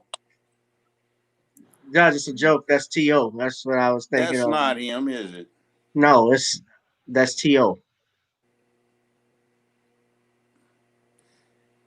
That's a joke. Clarence Thomas looked like he'd be sucking on things too often. Hey, Jill, they Van Jones from Memphis. Was that? Ain't from Memphis. Clarence Thomas. I don't remember. Van Jones from Memphis, Judge. Been there 50 years. I don't remember him. Glad I don't. By the way, you hear what New York Supreme Court did? They held that calling somebody gay is no longer an act of slander or libel. One of them motherfuckers get his ass busted out for calling the wrong person gay. Yeah, that sure. I just went crazy. Well, I'm sorry, sir. He called you gay. That's no longer an insult. Like the shit it ain't, motherfucker. Called your mama's ass gay. Shit. See what this you is oh, you don't think you like that shit. Judge, this is Van Jones. He had his hands in prayer. Let me see if I can see the picture. Van Jones Fonz. I saw something about that. Yeah, they didn't put the picture up, but Tariq Nasheed was saying they were taking bids to see if he had cried and when he was gonna cry. Yeah, well, you know what? Bubba, goddamn boy, you see that Van, what's his name, Johnson, boy, they got up on CNN. I'd bid good money when they put that boy up on the auction. I could have him around entertaining all my guests. During the winter time when everything be slow, Jesus Christ, we can make a lot of money off that buck. Sure enough, he been fixed. I hear he been fixed, right? Been spayed? Yeah. He ain't got no balls. I guess he's safe to have around the house. Sure enough. Ron said Van is from Jackson, Tennessee. His dad is from Memphis, from Orange Mound, Maine. I see that's from our good brother, Ron Hurd. Yeah, my mother's from Jackson, Tennessee. I hate the fact that slimy, sleazy slave Negro is from Jackson. Ain't that some shit? That's a sleaze motherfucker, you know? Well, let me ask you a question? You're having a question. Yeah, shoot. There's one more thing of symbolism. The other day, and I don't know if anybody saw it, maybe Queen Shakur saw it, or maybe Shawn James, but they had a Black Lives Matter girl with dancing in front of the Martin Luther King statue in red. Sleaze shit. And what about the crazy little fat hog, the hippo that goes around strips naked and paints herself up with gold grease? Mm-hmm. The ugly one that looks like she ought to be.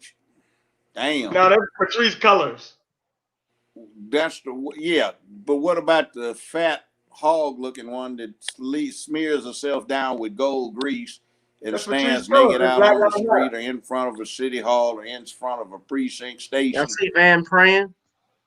Whatever that hog ass is. And then the other one you sent me was playing comedy, talking about comrades and we must rise. Damn. Didn't even say sisters, just say comrades. Damn, she wearing a permanent strap on or something? I mean, honestly, you can't even do comedy these days. See, Richard Pryor would have been doing this shit real good, even though he kind of went to the dark side himself, they tell. The wife backed that claim up. Well, you know, these Hollywood celebrities, you never can tell. You ought to be careful who you idolize. But anyway, he talked some good shit. But I bet he would have had a good time. And if they hadn't censored and blackballed Ron Chappelle, Dave Chappelle, he probably could have had some good words to describe this. Look at this old heifer flagging the flag. That's like burning one. Let me play it. Let me just play it. So this is what Black Lives Matter put out. Then she go crawling up that step. No, I don't want none. It ain't attractive to me. So this is what they put out for. This is what they put out for Martin Luther King Day. I know. I saw it. Just blasphemy. At least they could have put a fine one out there that knew how to work. And she don't even have any. Watch her when she goes up the staircase.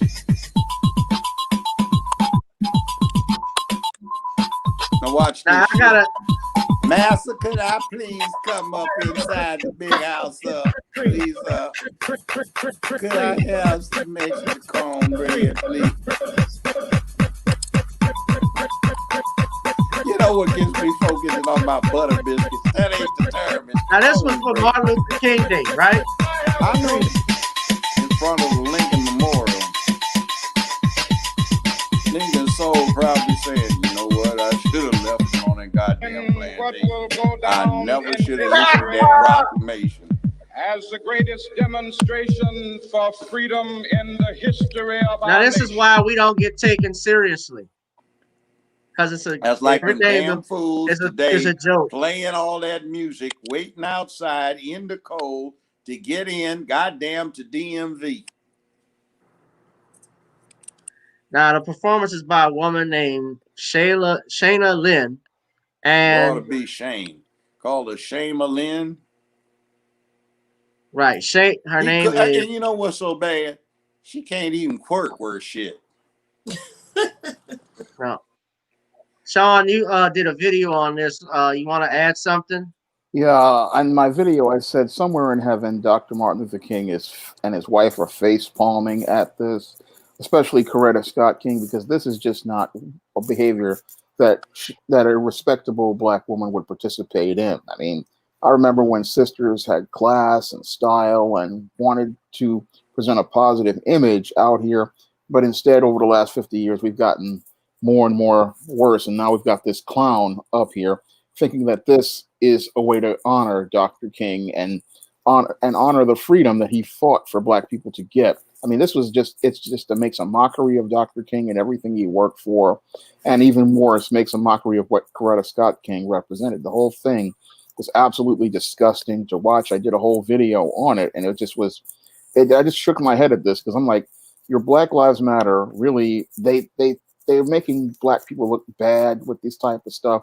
And I listened to the things that she was saying that, oh, this is about empowering and taking back things sexually. But how do you take things back by participating in degrading behavior? I mean, it just was ridiculous. Well, look at what she's saying. Read.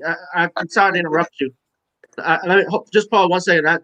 I want to stop on what you're saying and just look at what you're saying. Oregon, Washington is a declaration of freedom and healing, advocating for the decolonization of over-sexualizing black women's bodies to reclaim an ancient sacred dance of liberation and wellness, sampling the I Have a Dream by the great Dr. Martin Luther King Jr. delivered during the March on Washington for Jobs and Freedom. The shame of traditional African practices is not ours. Trauma is kept in the body. Shake it off. That's You're doing that with a bunch of incoherent babble. As I just read it. So I sat there, I said, Sounds like she needs psychotherapy. So I looked at that and I said, she needs an ass. I looked at that and I said, how do you how do you talk about this as an African dance when twerking was never a part of African culture at all? That makes no logical sense. And then she's sitting talking about decolonization of over-sexualizing black women's bodies. Well, you're sexualizing a black woman's body. You want to go shake your ass in front of national monuments and you say what you're trying to do is desexualize black women. If you don't want to be called a hoe, don't act like a hoe. Absolutely. Queen, we salute sluts instead of shaming sluts. And look how far it has gone. Instead of celebrating heroes, we make a street walking hoe who admits she used to drug her tricks so she can rob them, a celebrity, and make her a spokesperson for black folk. Mm-hmm. We take another one who ain't even black, and she an amateur porn queen hoe, and we make her a celebrity and a spokesperson for black folk. What the hell is wrong with us? Right. Boy, y'all done lost your mind, I swear. Your grandmama used to talk about Negroes who done lost their mind. Colored folk lose their mind real easy. They're under a lot of stress being colored. You gotta be careful. You lose your mind real quick when you's colored. You better beware and don't be doing them drugs. That be accelerating the process. You get your mind lost at supersonic speed. Damn. Yeah. Queen, you got something to say? I'm just shocked and appalled at that broad that was twerking on Martin Luther King Day. I did show that on my live, and that's the problem. We have all these women out here disrespecting themselves, and then when we say something about them, criticize them, they act like we're supposed to be ashamed of doing it. I had someone the other day sent me a DM because I did a video about the black women who were on that racist platform called Ghetto Gaggers. Okay, where they perform all these disgusting sex acts with white men, and they're called, the N-word and all of this stuff or whatever. So I did a broadcast about that, and one of the people who participated in it had the nerve to come in my DMs and go in on me talking about I don't care about black women. And then said that she was forced into it. My thing is, if you were forced into it, why did you continue to do it? And why are you trying to defend it? Right? So I just think that kind of stuff is real crazy. And it's a lot, unfortunately, it's a lot of black women who are acting like Coonish Higgins. They love their zaddies. They love these white men and they uphold white supremacy. And so this is what we get. You know, they're trying to, we've already had a history of the white supremacists over objectifying black women, sexually objectifying black women and disrespecting us. But now the sad thing is black women, many of them are doing it to themselves.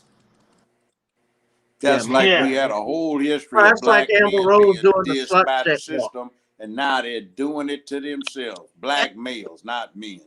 Well, Black that's like females, not black women. By the way, some of them ought to tend more to the business of being good mamas instead of slut mamas. That's right. Absolutely.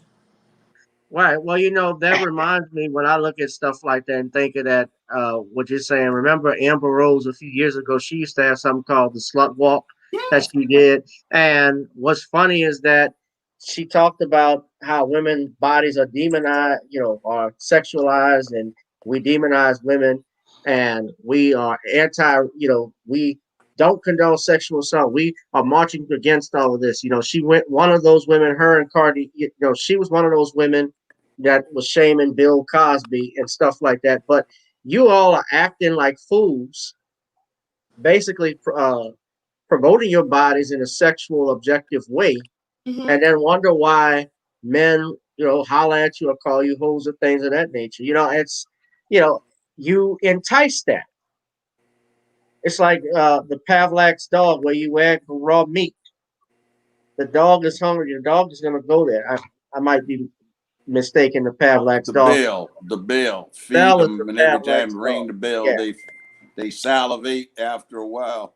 Right. That's it. I got something to With say. us, we got to break Gavin. it. When they ring the bell on us, we got to dance. I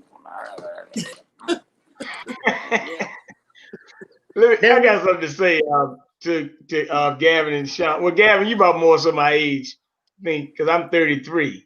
So I remember 2005 when I just got out of high school. You go to club and stuff, and you know, maybe it was like going on, but then after Obama got elected by 2012, this thing got really, and then they started promoting more of these female rappers, and that also goes into the LGBT nonsense too, because they actually kind of go hand in. The feminist movement, the LGBT goes hand in. When they talk about women's rights, they try and include all that intersectionality stuff in there, right? And then also the intersexuality, like across all, like black, white, Hispanic, and then they show the LGBT. They put it all together in we all in this together nonsense.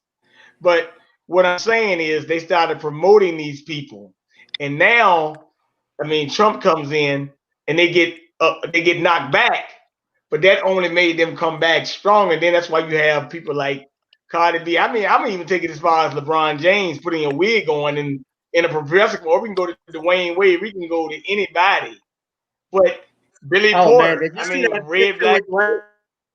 Talking about Wade wearing those dresses, calling did you them see that kilts? picture? Did y'all see that picture? No. Dwayne Wade and Gabrielle Union, they took the picture, and Dwayne Wade was behind her, buck naked. And I'm wondering who took the picture. That's what I was wondering. Who took that the boy did. That's why he's so big a freak. Boy wearing dresses and shit, and his daddy walking around with a kilt on. He calling it a kilt, but it's a dress. Bullshit. But what I'm we know saying, where that shit don't fall too far from the tree. Oh, I will say this: that they have to, as what we call, do some things of the nature of we gotta like deprogram, man, because this stuff is really like poison, and it's getting like we were saying, like me and Judge might switch them on Twitter. I've been putting like 4 times on Twitter. They didn't make me new accounts, but Judge. Well, yeah, right. You're right, brother. We went from Sister Soldier Child and Bill Clinton to Biden, yeah, and a Latina Cardi B. I mean, And I but remember Queen rehab, Latifah before she went mainstream when she did her yeah. UNITY and all of that stuff. Yeah, But with me, I was just saying how this thing, and we got the wonderful queen in the room, and I'm sitting there saying to myself, hey, I know Miss Shakur ain't signed up to see this nonsense that they doing. I mean, they really, and then it's not everybody doing that. Just like I said, there's a lot of people that didn't vote. But when you talk about it, you did it. You make us scapegoats, and you always put the onus on us because they associate with. No, I'm not responsible for your foolish actions. You did this to yourself. When you see that Black Lives Matter video, no, you did this to yourself. We really have to we have to start saying, look, we got to pull out and separate from these people. They are dangerous. Look, she made a good point earlier. What happens with bootlicks? They get used up. Let them get used up, and no, you cannot come back here looking for safe word because we don't want you anymore. Right. You know what? Queen Shakur did not sign up to be put in the same group with slut Cardi B, slut Kim Kardashian, and slut Kamala Harris. See, she's got That's dignity. right. right. Well, you These people know, slept their Kim ways to K where they're is supposed to. Well, men are always dogs anyway. Yeah, but there's a big difference between men and women. That's Men right. and women are not the same. We are of equal value, but we are not the same. We just like what's good for a man is good for a woman. No, it's not. Right. Because bottom line is you can't get knocked up but by one guy at a time. So if you don't know who the hell it is, he doesn't know who the hell he is, whether he's the one, he's not gonna take care of you worth shit. That's And right. the bottom line is if you're a real man, you take care of what's yours. So you can have 10 women if you can afford to take care of them. But I mean, it's no longer like that. That's the way it used to be. But I mean, the bottom line is there's no approbation on a guy having some accidents, but there are burdens on the woman who has one or two accidents and 3, 4, 5, 6, 7, 8 by different baby daddy. What you call that? This ain't that crap on what's his name? That daytime TV shit. Ellen. Where I know he's the daddy. Mari Oh, Povich. Maury Mari Povich. Povich. Yeah, Povich. Well, Tamika, this is the 5th man you've accused of being the daddy. I know he's the daddy. Ain't nobody else. Well, we have the results. Guess what? He's not the daddy. Ah! Well, if it's not that one, then it's this. Damn. Yeah. I mean, Yeah, women, you be on don't there. set They yourself kind of up put for a him Yeah. on there Maury that 10 time Povich on the show. special if you try to play man. And see, there's the I thing. had a friend going Mari, Judge. What's that? I had a friend going Mari back in the day. I Was think he he the said he got father? That's too paid bad. $500. How much they pay him? I think he said $500 to be on the show. Man, you submit yourself. You better go talk to your homeboy. He submits himself to that kind of shame for 500 ducats, man. He better go check himself. I tell you what, you Well, give I'll me hang out with 500, I'll piss on your ass. That kind of shit. Damn. Yeah. Yeah. Well, by the way, I mean Kim Kardashian. She's divorcing Kanye, from what I heard. So I hope Kanye he Conway got. Kanye Kardashian is getting divorced from Kim. That's what the rumors are. So I hope he That got brother prenup. just He shamed got himself. prenup. By the way, I went to the same barber that her first husband, the basketball player, went to. Man, it was wild up in there. Hey, man, I don't want to say nothing, man. Oh, hell, I'm going to say it, man. Which one? Chris The Kimmy's first husband, That the wasn't her first basketball husband. player. Chris I Humphrey. went to the same barber he did. Man, get up in that barber shop. You give me get rough, man, ferocious. Like, man, I don't want to say nothing, man. I mean, I know you, man, because I'm up in here same barbershop, man, but I'm not gonna lie, I had to pay $4.95, man, on Direct TV, man, and watch, man. You ever seen that shit, man? Don't it make you feel bad when Ray J was coming all over your wife's face and all over her ass? Man, don't you feel no shame, man? You strong dude, man. Hey, man, you right about that, man. I gotta commend you, brother. You should be able to stay. And when she was sucking him off and swallowed, man, man, you gotta really love that woman, man. Love is great, man. You know. You know, Dude Shawn told everybody he couldn't take it no more. He was out of that shit. After spending $6 million on a ring for that slut. Damn. Yeah. You know, Shawn does I see him there. I just thought about that because he does a lot of videos about relationships, and Shawn does he always likes to make light of or make fun of the Prince, was it the Meghan Markle and Harry? And when he does that, he does the British accent with all of his videos when he does that on there. And I say, you know, the princess and prince are having a very good time today. It is remarkable, you know. She's made such astute charges in their milieu. It's well, you such an know, outlook. right. Well, you know, Judge, it was clear that she is black because it's black girl magic because she made everything he had disappear, even his title. What the hell was wrong with her ass? She had her ass a title and a guaranteed Well, I think they didn't get along. Into 7-figure income for the rest of her dumb ass life. I want to extend my horizons and be myself. You dumb heifer. Shawn, You could you took do the man, ripped his ass off. Now you probably gonna divorce him for some basketball player.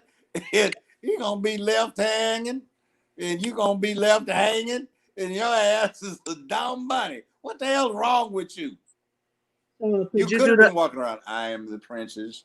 Address me appropriately. Now you just another fool that run off and got you a white boy. Shawn, and I've seen her old baby pictures. I've seen them edges. I saw a bit. Shawn, could you do the accent, please, just once? What, the Duchess of Rochester, Meghan Markle, and Cuckoo Yes. Prince Harry? Yes, see a video. Yes, I make videos about the Duchess of Rochester, Meghan Markle, and Prince Harry, who has been completely emasculated, and I use the British accent on them for those classic videos, but I don't do it all. I only do it for those videos exclusively. I say, fella, you know, you're quite right there. You know, I do have my positions against the royalty and those of the peerage from associating with such commoners. You know, it is just not our people. You know. Oh, pip, chappos. I appreciate your exclusivity, Mr. James. That was a little Spanish there. I messed it up. Pip. Mark, you know, it's just not quite right. You know, they're 14,000 miles away. Probably about 20, you know, but we down under here, we got to depend upon some substance and, you know, a little centralization of the couch and all that. Got one of them bits that is 10 hours out into the outback. You know, you can bring it down in, get rid of them all quietly, you know, don't get lost amongst the dingoes, you know. All right, but Mark, you got to get back and get on your crown, your throne, boy. That woman owes me 5 dozen chocolate bars. The witches. Oh, so just better be careful. She ain't gonna have her payday bar in her mouth long. Well, you know what, Judge? I think she wanted to leave because she didn't want to end up like Harry's mother. You know, if you she gets to have an affair with the Diane. chauffeur and get wiped out in the tunnel. Oh man, wow. Was it the chauffeur? No, her boyfriend. You know what? That's like being a Catholic president in the United States. Yeah. Yeah, that was JFK. You know, that was the last and the only one before this one. JFK. Yeah, Lee Harvey. Yeah. Except Biden's a globalist. Oh, that's deep. But no, I've always thought with Diana that was because I know that Dodi Faye was a Muslim, right? Dick Gregory even talked about it, and that the Queen didn't want that in the Buckingham Palace. I heard she was pregnant.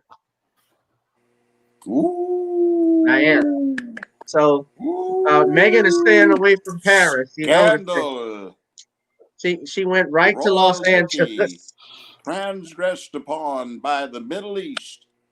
The Middle East visits Buckingham, you know? Yeah, somebody. I'm just looking at the chat. They said, "Wow, ooh, they fooling in, and the Queen Goddess cheeks are going to be sore for so much tonight." Uh, Oh my God. She got herself one of those supersized, you know, what do you call them? Mr. Goodballs, you know? yeah, I saw. Well, look, Go ahead, Bernard. I want to ask Judge a question because, and I want to get back to this thing because people were talking about, and this goes back to Gavin's question about symbolism. So I see people talking about, oh, you know, we got this wonderful AKA, and she's got pearls and chucks and all this other nonsense. I'm like, look, man, look, if you read that AKA, website, it's I poison. talk about her. My The mother website got is married on poison. the line in 1934. She's an ivy behind the wall. These damn fool hens don't even know their black history. They're running around. We got the first black Greek in the White House, in the office. No, you don't, you damn fool. Alpha Phi Alpha beat your ass by 50 some years. And what we beat your ass on was a bald headed white boy from Minnesota. He was LBJ's vice president and the Democratic Party candidate for president, but he lost to Tricky Dick. 1968. His name was Hubert Humphrey. Got made as an undergrad and then re-upped again as a grad. Badass white boy. I had to go meet Big Brother Humphrey when I was a pledge one time. So Big Brother Humphrey was a big ass bald-headed white boy. So we got you beat, but it also goes to show you don't have to be black to be in Black Greek organization. So happy fool, happy you. And You Kamala got the Harris is not wrong the credit. first You can't even woman. claim for. Oh my God, the men beat your ass on that one first by what is it, 1964?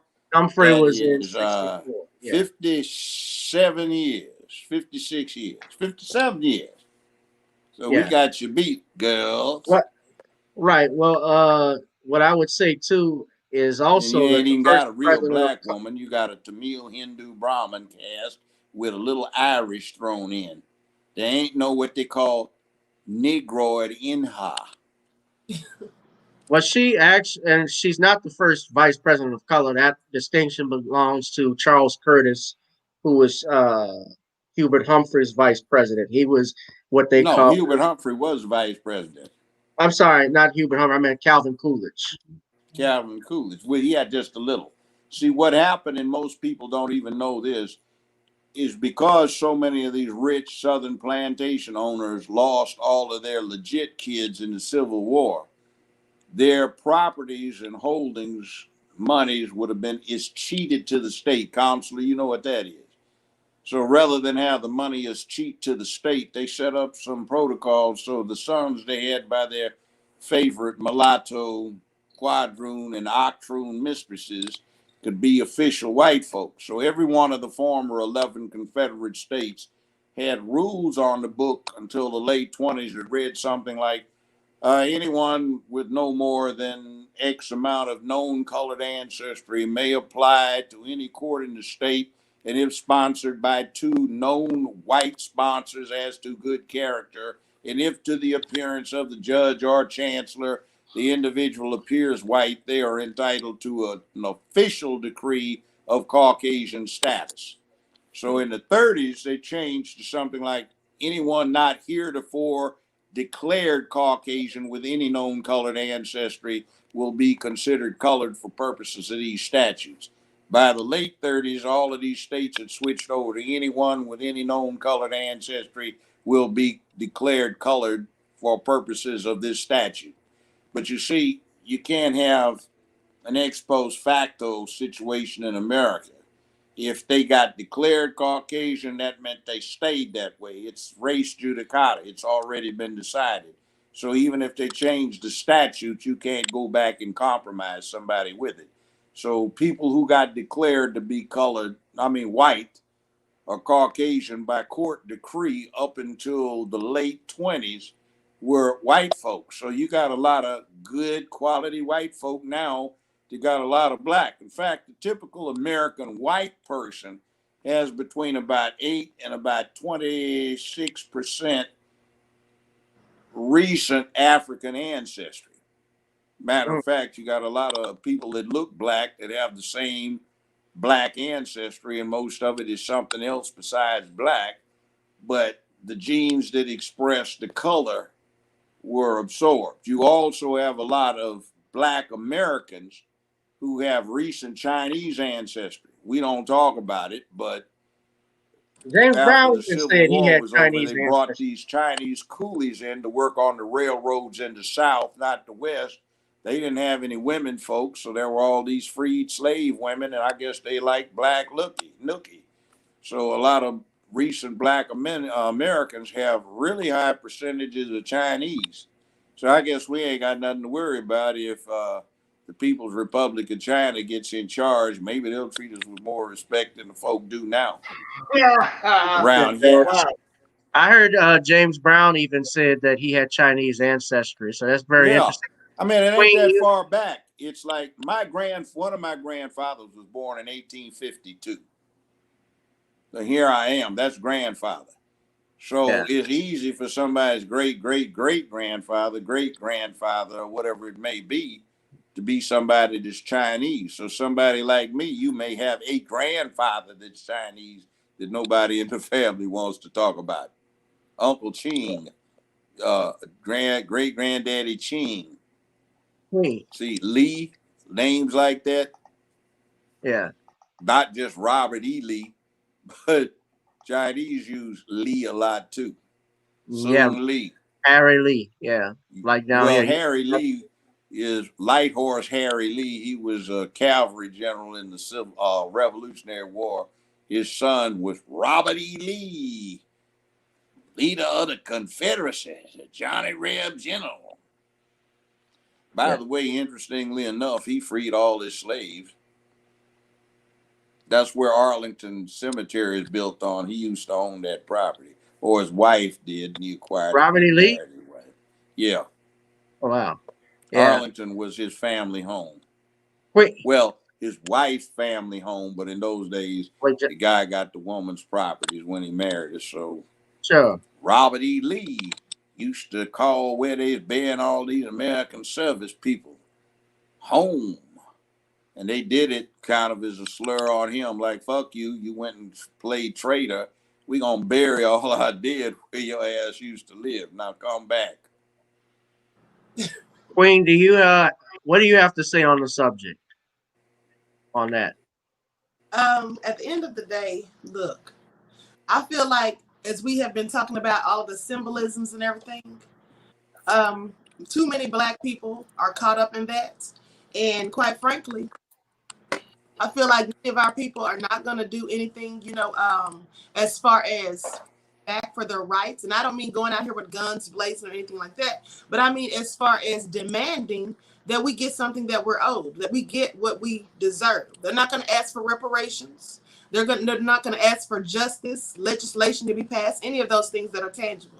They're going to take whatever has been given and just go along with the program, go along to get along, because too many of our people are just indoctrinated into this white supremacist way of thinking. Hey, wait, excuse me. Fuck you, I ain't tipsy. Kiss my goddamn ass, motherfucker. Say it to my face. Woo! Talking shit, you lame motherfucker. Get real. Oh, Judge. Tell Judge. He said your Sorry, mind is ma'am. intact. I just had to straighten that shit up.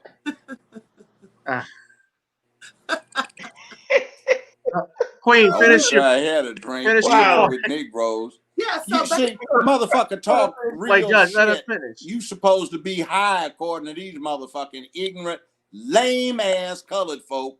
Don't know what the fuck time it is. Now fuck you, punk. And if you want to find me, I'm listening. Fuck you. Tonight. Get your ass whipped by a 70-something-year-old man and be really embarrassed. Okay, we'll end the show on that note. I couldn't, man. Look. I It's can't all right. do it South Central Let her level finish. because I get Queen, older, finish that your shit point. be coming out. Queen, I didn't mean to interrupt you. You were talking about symbolism. Please continue. I just couldn't let that shit pass. I don't blame you. But no, so as I was saying, I just really think that our people, many of our people, especially Christian Black people, that have been indoctrinated, and I'm not knocking anyone's religion. If you're a Christian, that's fine. But the thing is, a lot of Black people who are Christians allow their religion to keep them oppressed and complicit in their own genocide and their own oppression, because they continuously want to turn the other cheek and want to offer forgiveness for people who don't even ask for their forgiveness, and people who continuously do all types of wicked, nefarious things to us, and who tell us to be nonviolent, but they're always violent. They want us to act as though, we should be forgiven. Everybody's in this together, and be so grateful, that they're trying to show us some form of pandering, nothing beneficial. And the thing is this: at the end of the day, many of our people are just not going to wake up. We can tell them something, we can lead them to the water, but we can't make them drink. A lot of them are just so busy trying to be caught up with the system of white supremacy. They want to have a seat at the table.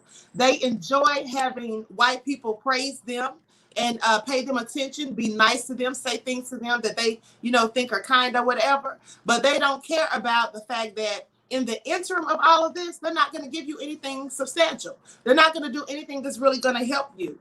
And all they're going to do is just give a lot of talking points, a lot of rhetoric, but none of that is going to help us in our cause. And as long as we continue to take whatever they dish out, we're never going to get anywhere. I mean, all our Black people do, for example, when Black people are killed unarmed by the police, Black people get out there and march and protest and all of that. That has not helped us ever. I don't know why we continue to do it. All it does is give the police an excuse to torture, humiliate, and kill and harass and target Black people. It doesn't do anything to stop them from killing Black people. It doesn't do anything because they've been doing this since the 60s, the 50s, and it's never done anything. The only thing that has ever helped us is boycotting, because all the oppressors care about, as I always say, is blood and revenue. The only thing they care about are their lives and their money. And as long as we continue to cater to them and give them money and spend our time, buying all of their expensive name brand items and just giving our money to them as soon as we get it, then that's what we'll continue to get. It's nothing, because they're getting rich off of us, and we're the poorest people at the bottom of the totem pole. So we're actually giving them generational wealth. And I think that's just also ridiculous. But like I said, some Black people, you can't tell them anything, and they're clearly not going to change. Have you seen all these people that lined up for these new tennis shoes recently? Yes. Take your bucks and buy bang, not bling. You're going to need it. Learn how to use it. By the way, every time I see this scene going on right now, I had this vision where I see a chain link fence. On one side, restrained by the chain link fence, can't get out. There's some little lapdog yapping away while there's some wolves outside. They roam freely. They can feed themselves. They hunt. And the lapdog has to have massa open up the kibbles and bits to feed him. The one thing I found is interesting, I've never seen a dog do this, but I have actually witnessed wolves climb chain link fences. So I'm looking at this lapdog inside his massa's or her massa's chain link fence, yapping away at the free wolves that were his ancestors. And I'm saying, you know what? What would you do, little mouthful of snack food, if one of your ancestral type decided to climb that chain link fence and get your ass? What you gonna do? But it reminds me of that. We get colored folk who are at the mercy of their white masters. They can't make it on their own. They have no concept of their financial power collectively, because they don't think collectively.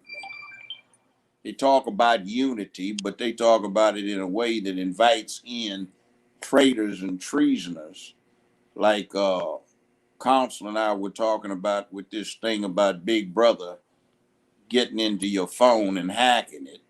Mm-hmm. But they don't get it that they leave themselves completely at the mercy of these people, and they feel empowered if they can wag their tails, loll their tongues out, look like happy dogs who want to get their bellies rubbed and ears scratched. See, they don't get it. And that's what I see, these little lap dogs yapping on the wrong side of the chain link fence. And black folk are on the outside of the chain link fence. The colored are still on the wrong side on the plantation. And the problem is that the gate's wide, well, unlocked. They just don't know how to open the lock and, well, the latch, not the lock, and get out. So we're stuck on the plantation 160 years after the 13th Amendment that outlawed that. See, slavery is in the mind. You can take the collar off of a dog, but you still have a dog. You can take the collar off the slave, but as long as it thinks like a slave, it's still a slave. Right. And that's what we need to learn. We have to free our minds.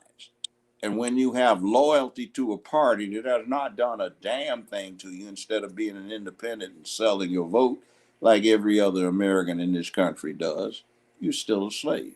When you get caught up in buck dancing and your whole ideation of doing something as impressive is playing your music loud enough to share it with somebody 3 blocks away, and everywhere you go, you got to be dancing and everything, you see, you're still a slave. When your idea of relevance is who won the latest basketball game instead of studying to get yourself a promotion on your job or finding out a business you can get into, you're still a slave. When you take your bucks and buy bling and not bang, you're still a slave. When you get to talking about it, and this is the one we don't even get, the black man has survived in America. Yeah, so does the herd of cows is a herd, but every one of those cows is going to be slaughtered to be beefsteak or hamburger. So, frankly, I'm not going to be slaughtered to be beefsteak and hamburger. They'll have to fight me. But you see, we keep glorifying survival rather than better dead than red. I regret that I have but one life to live, give for my country, give me liberty or give me death. See, we don't understand that. We always talking about a black man survived in America. You see, and we don't understand what it takes to be free because they have conditioned us to think wrong. We got too many shouting Christian preachers. Yeah, too many chicken eating stalwart preachers like that fool that got elected senator, and right across from his church, Ebenezer down in Georgia, King's Church. Yeah, I don't even want to mention his name. He's got all that trash in that big field and all those homeless people over there. He calls himself a man of God, and ain't done a damn thing to deal with helping those people out except drive by and turn his head so he doesn't have to look at them when he goes up there and embarrasses the King family by what he's done to take that church down. And he is one of these handkerchiefs. What's that fool that's running for the 15th district, congressional district in New York, that colored person, colored boy? He says, we have to hurry up and bring these 11 million illegals into full citizen status because we need their youthful vigor. What the hell happened to all those black folk just a few blocks down the street in Harlem that are getting so badly mistreated and have so much need? What the hell's wrong with you, you slave ass? What about this house boy, Cory Booker, who sits there with his gay behind, and he's part of that black caucus thing that is not really a black caucus. It is a surrogate for LGBTQ. What about somebody says all those athletes who are sending signals to help the black community rise up in economics, food, and clothes. Damn them. They're getting too much goddamn money from sponsoring distractions. Who the hell needs another goddamn pair of tennis shoes? Too many of the people buying them for their kids are too damn fat to run to their front door, let alone do anything with them. And we need to sit there, buy you some dress shoes and shine the damn thing so you can look right when you go in for a job. Natural hair is not having your nappy hair dirty, filthy, and unwashed for 3 weeks at a time, all toughed up with lint in it. That's just being goddamn tacky. Having 15 pounds of weave in your head is not natural. There's nothing natural about something clipped off of somebody else and put in your head with glue. See, we got it. Wear a goddamn suit. That is urban camouflage. You join the Army or the Marine Corps, they give you a camouflage uniform so you can blend in when you're doing your soldier thing. When you're trying to do your people thing, there ain't no point in standing out so you make yourself a target. You're going to act crazy and want to act like you're going to play kamikaze, at least be able to back your shit up when you do. Have enough sense to know when you should and when you shouldn't. Do what you need to do to pay for your children. Pay for the people you're responsible for. Stand up, make where you live a better, safer, more secure place filled with economic prosperity, opportunity, sense of purpose, morality, and ethics. It ain't nothing good about you because you're a damn liar if you think of yourself as a Robin Hood. If you do what you do, ripping off your people, poisoning your people, raping your people, robbing your people, and gangstering your people. You ain't shit.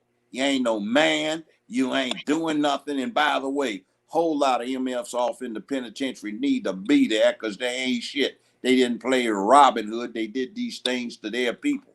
Maybe if they man up, then they can do something. You run around dressing like a girl. Have you seen this shit that the new style where they have leggings for boys now? What the hell is that? I've seen dresses for boys. I've seen that.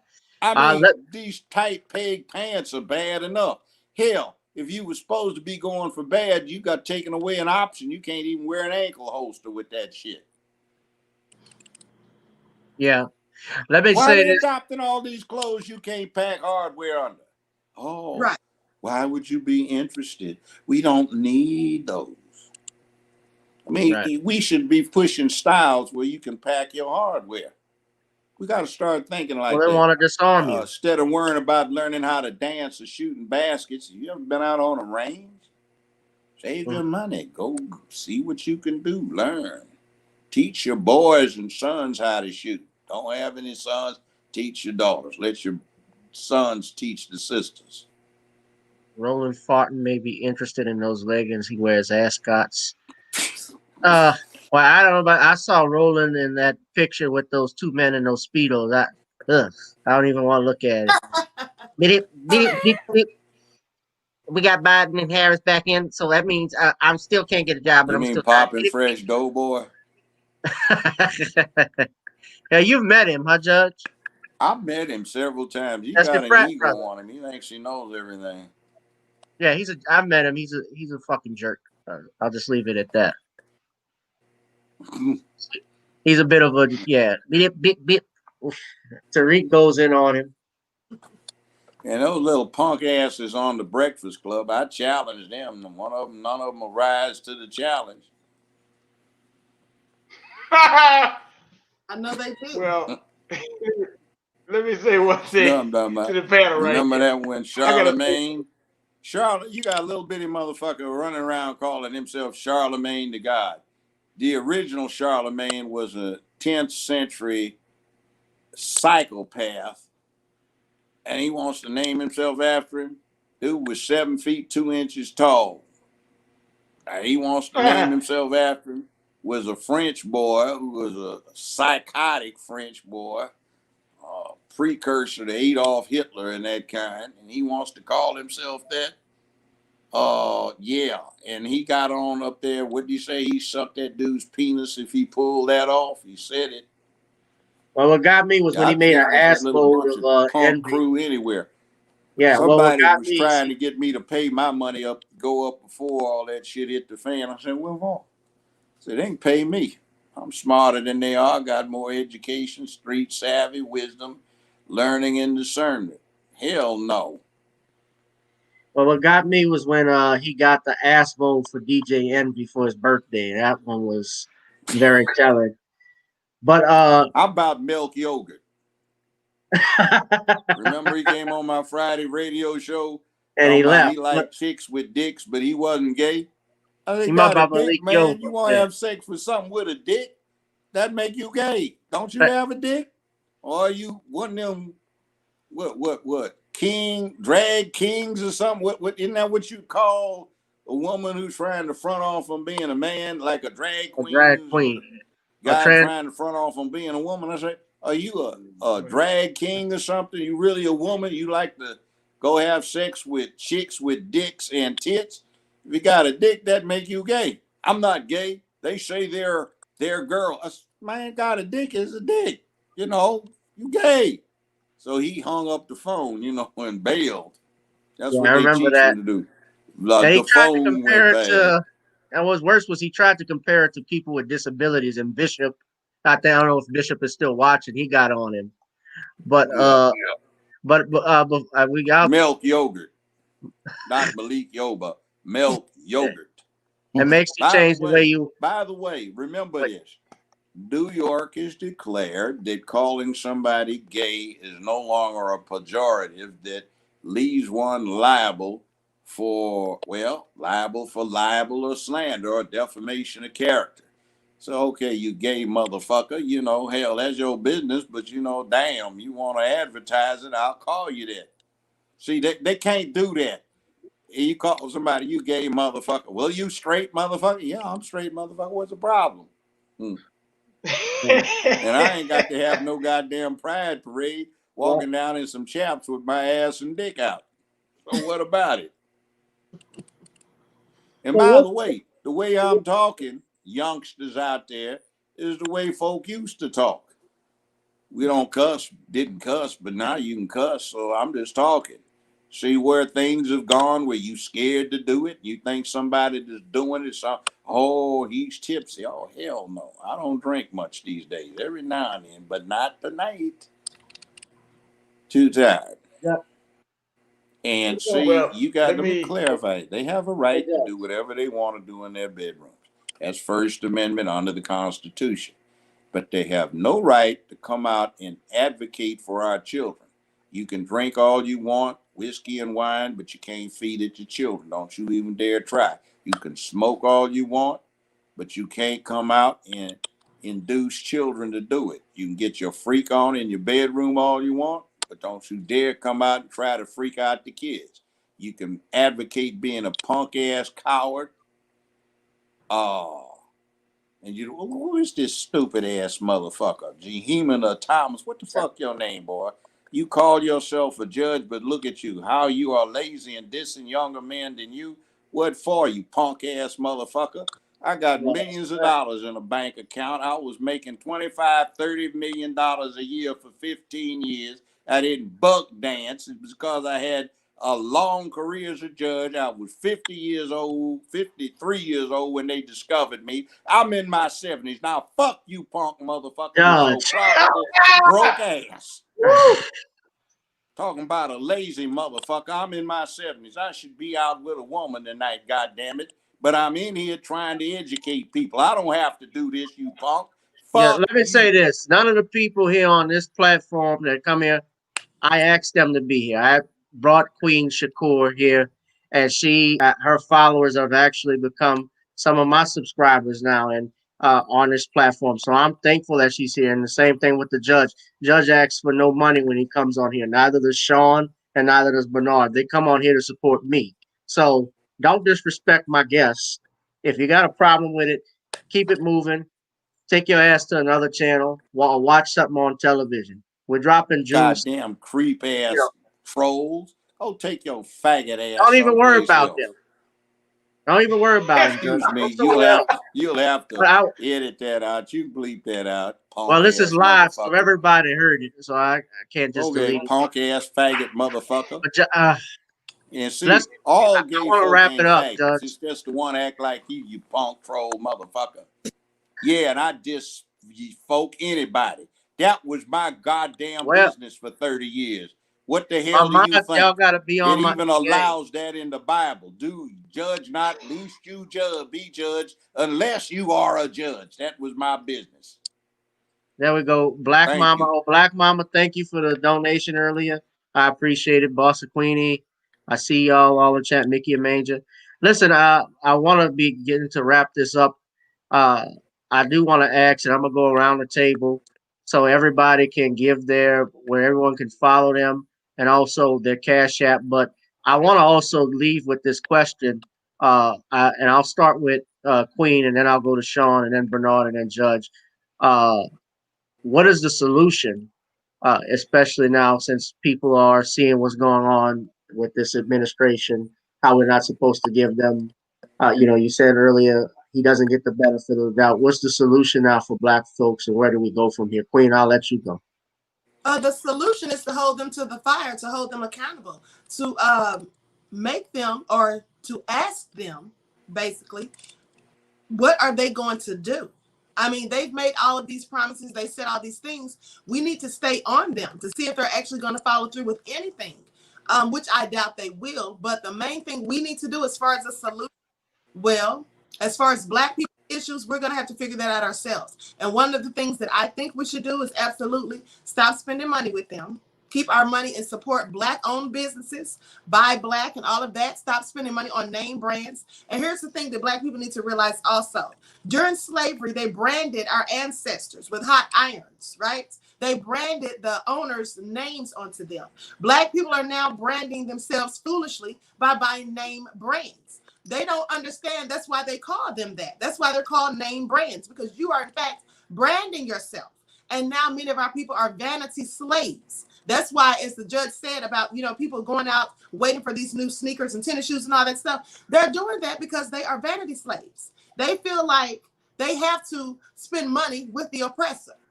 And with that being said, another thing that we can do is, as far as the police killings of Black people unarmed, we need to start filing liens against the police officers' insurance, okay? Because when you file a lien against their insurance, they cannot work.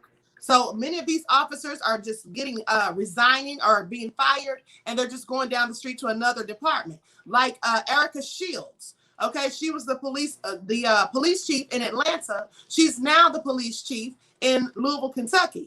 She quit after the Rayshard Brooks killing, but she's now in charge of the same people who slaughtered Breonna Taylor.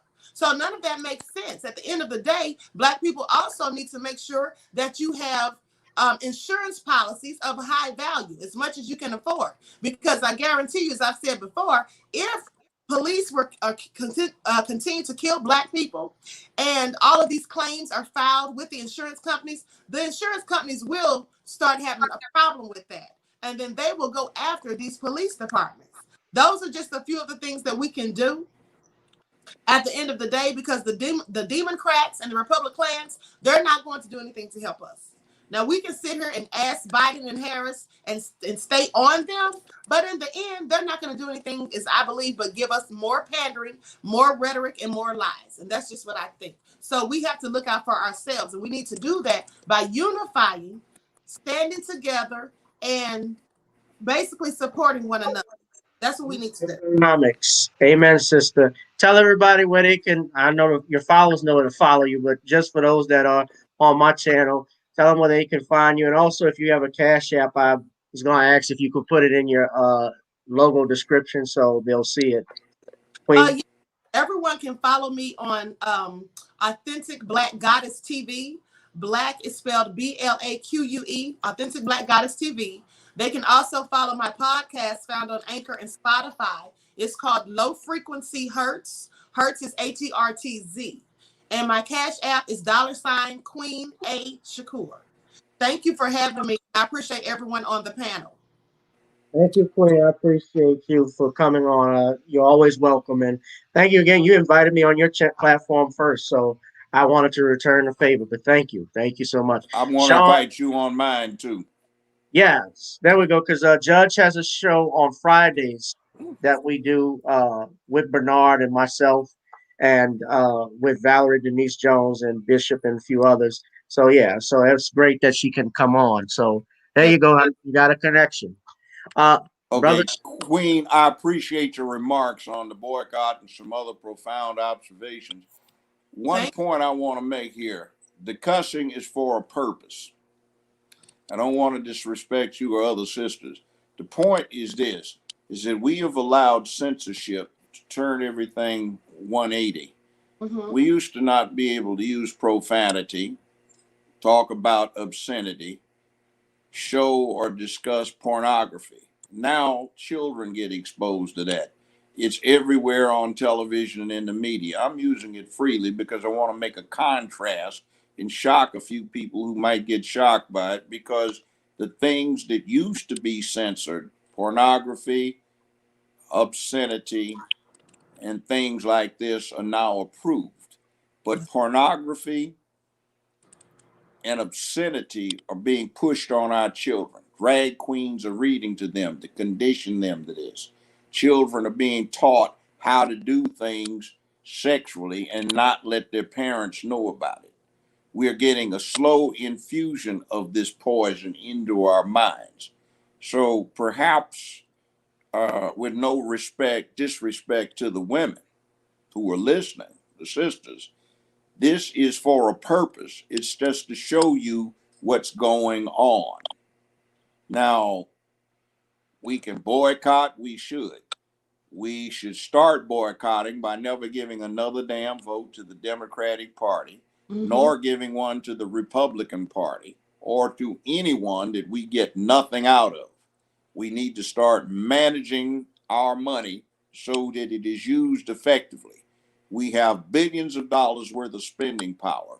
Everybody counts on us having no understanding of economics. We need to start taking economics. We need to start reading history, not in terms of who buck danced when and for, but what the significance of history is. A big lesson is that America runs in 50-year cycles of violence when the country just goes through an upheaval and a lot of personal frustration and aggression is released, interpersonal. And 50 years ago, the white folk were long-haired, hippie, free, love power types protesting the war. Black folk burnt down cities. 50 years before that, the real white folk were out there doing it, and they were lynching thousands of black folk in the cities of America from 1919 to 1922. 1919, for example, they occupied Washington, D.C., and they killed several hundred black folk, lynched them, and wounded several thousand. They called in the cavalry and an infantry unit to put down order. Black people were on the roofs shooting off the racists that were trying to burn down the tenements they lived in. We this time are about to see the same thing happen. 1921, 100 years ago, black folk always talking about they burnt down Wall Street and lynched all the black folk, Black Wall Street and lynched all the black folk. Remember, that was 100 years ago. We run in 50-year cycles. That's something you need to learn in history. Learn the who, what, why, and when of history, not so you can memorize details, because those details are unimportant. The significant, important things are what actually happened, why did it happen, and what do I see now that reminds me that there's nothing new under the sun and that history repeats unless you direct it so that you avoid the mistakes of the past so you can maximize the potential for your future.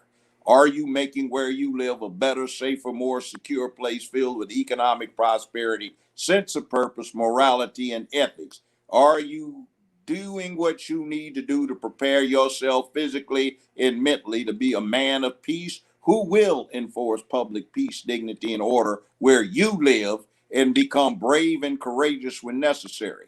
Do not believe it just because it's on this mass media. You're getting fed a packet of lies. You have had it fed to you 50 years. You have come to glorify what is dysfunction for everyone on this planet but us. And it has been dysfunction for everybody in history. So we don't need to repeat those mistakes. We can do whatever in hell we need to do. We need to do what we need to do. We can do what we need to do, but it's hard work. The work we spend going out learning how to play basketball, football, baseball, or any other trivial distraction, we got to put that work in preparing our minds. We have to train to deal with the moves that we need to make in society, not just the moves on a basketball court. We don't need to worry about who's slam dunking on a big game because he's getting millions of dollars for doing it and you ain't doing anything except distracting from what you need to be doing.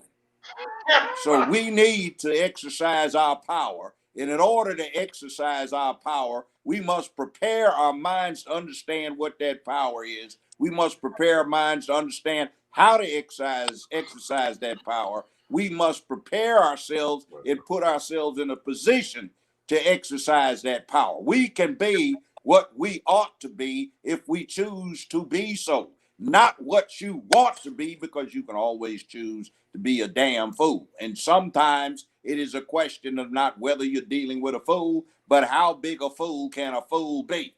So we don't have to be that. Get off of the plantation. The gate is unlocked. Walk out of it. If you didn't take advantage of it, get your GED. Make your children, make them. Don't give them the option. Make them get everything they can get out from kindergarten through 12th grade, and every door that they need to go through for the rest of their lives is unlocked. They may have to kick it all the way in, but at least it is unlocked. We can be what we could be if we figure out what we ought to be. When we figure out what we ought to be, then we need to have the physical courage and bravery to go acquire it. We need to be prepared to die. It is not about survival. It is about doing what you need to do, even if it means ultimate self-sacrifice. That's why we have heroes and sheroes. We need to get it on, move it on, push it on, and do what we have to do to get on board the queen that we need to be on. All right, judge has spoken. Shawn and Bernard. Bernard, you go, and then Shawn, I'll let you. And make sure you guys let you know where your cash apps are, where they can follow you. First off, let me say this was excellent show tonight. I gotta say that. Thank you. Yeah, Gavin, it's good to always have a judge in the house.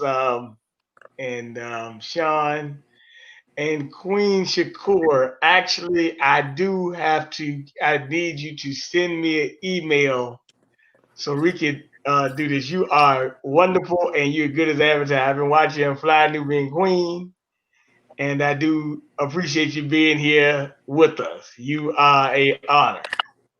Thank you. So my email is BernardJohnson10@yahoo.com. That's Cash App is $1919BJ. I guess you can reach me on Facebook if they don't shut me down again at Bernard Johnson. And you can reach me on Instagram at Bernard1121, or in my personal training website is www.kingbjfitness.com.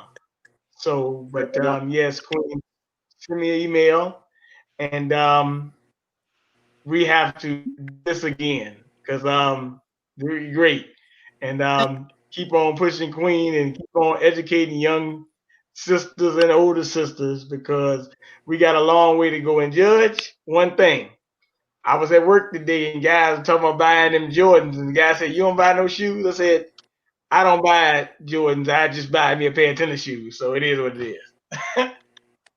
Yeah, we know what bling does to you rather than bang. By the way, tomorrow, area code 929-477-1167. Call in. You can get me and Valerie Denise and Brother Richard, Brother Bernard. You're invited. We're going to get you whole invitation system very quickly, King Queen. I was impressed. Thank you. Anyway, it's time to move on. By the way, I do tweet on Twitter at Judge Joe Brown TV. They won't give me a blue check. They knocked off 4,000 followers in 72 hours, and I picked up a little more than 5 in 24. So, screw that. And they also threatened some of the people that were following me with being permanently suspended if they went back. So I guess I got some new one. If Parler ever comes back, I do it as myself, Judge Joe Brown, and they gave me my red P in 15, 20 minutes. I do a thing with golfer girl from Miami. She's actually a lawyer on chat room. But I got a little perturbed the chat room when I looked at their logo carefully and they've got a rainbow on it. So come visit us, and sister, I'm going to check you out. Okay. And Brother James, it's always a pleasure being on here with you. You're a wise young man. I like your accent. And Counselor Richard, it's always a pleasure. And Bernard won't leave my ass alone. He sends me these Yeah, I know. He does the these same thing to me. links at 3 a.m. in the morning. Man, I'm glad I Queen, wasn't that's getting the any CashApp. nookie or something. I Damn, put he the would have comment. got right in the middle of it. Let me say this. Excuse me. Is that correct? Sorry. Gavin, I'm not on Fly Nubian Queen. Please don't say that. I have not been on Fly Nubian Queen All right, I'm sorry. Yes, I'm not on there anymore. Okay, for very good reason. But also, my YouTube channel is Authentic Black Goddess TV. Black spelled BLAQUE. That's where they can find me. I am not affiliated with Fly Nubian Queen any longer. Okay, Authentic Black Goddess TV. Yes, All Black right. BLAQUE. Okay. Thank you. Sorry about that. That's okay. No, I haven't. I mean, I usually used to watch you on there, and that's what I was thinking. But okay, but that is Authentic Black Goddess TV. There you go. Was that the YouTube channel they took off? Oh, that's the one I still have. The one they took down was the Queen Ahmadiyya Shakur show. Okay. Yeah. Censorship. Yes, absolutely. They took it down today. See, that's what I'm talking about. We can't leave this alone. Shawn, let Shawn have the final word because he's been the quiet man this last year. Come on, Brother Well, James. when it comes down to it, the solutions are in front of us, but we have to get our mind right to see it. So a lot of people, especially in the Black community, their minds are just messed up, so they can't see the solutions that are right in front of us. I mean, we have 3.3 trillion in spending power with cash and credit, and if we took that economic power and put it towards our own businesses and our own infrastructure, we could be a economic powerhouse. And we have to get our mind right to do that, instead of spending our money with foreign businesses and making them rich at our expense and taking money out of our own community. We need to put it into our own community, and we have to start getting our mind right. And that's one of the reasons why I started the SJS Direct Imprint, so that people could start seeing positive images of themselves and start learning about different aspects of life with my nonfiction, like the books I do, like The Man Crisis and Why 70% of Black Women Are Single.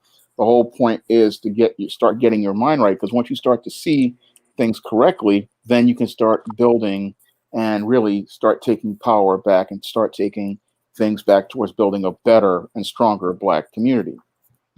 Now, my social media, I have a lot of it. So I have a YouTube channel called Shawn James, and that's on YouTube. It's ShawnJames. You can look for it. Probably link to the channel on the chat, and you can sub to that channel.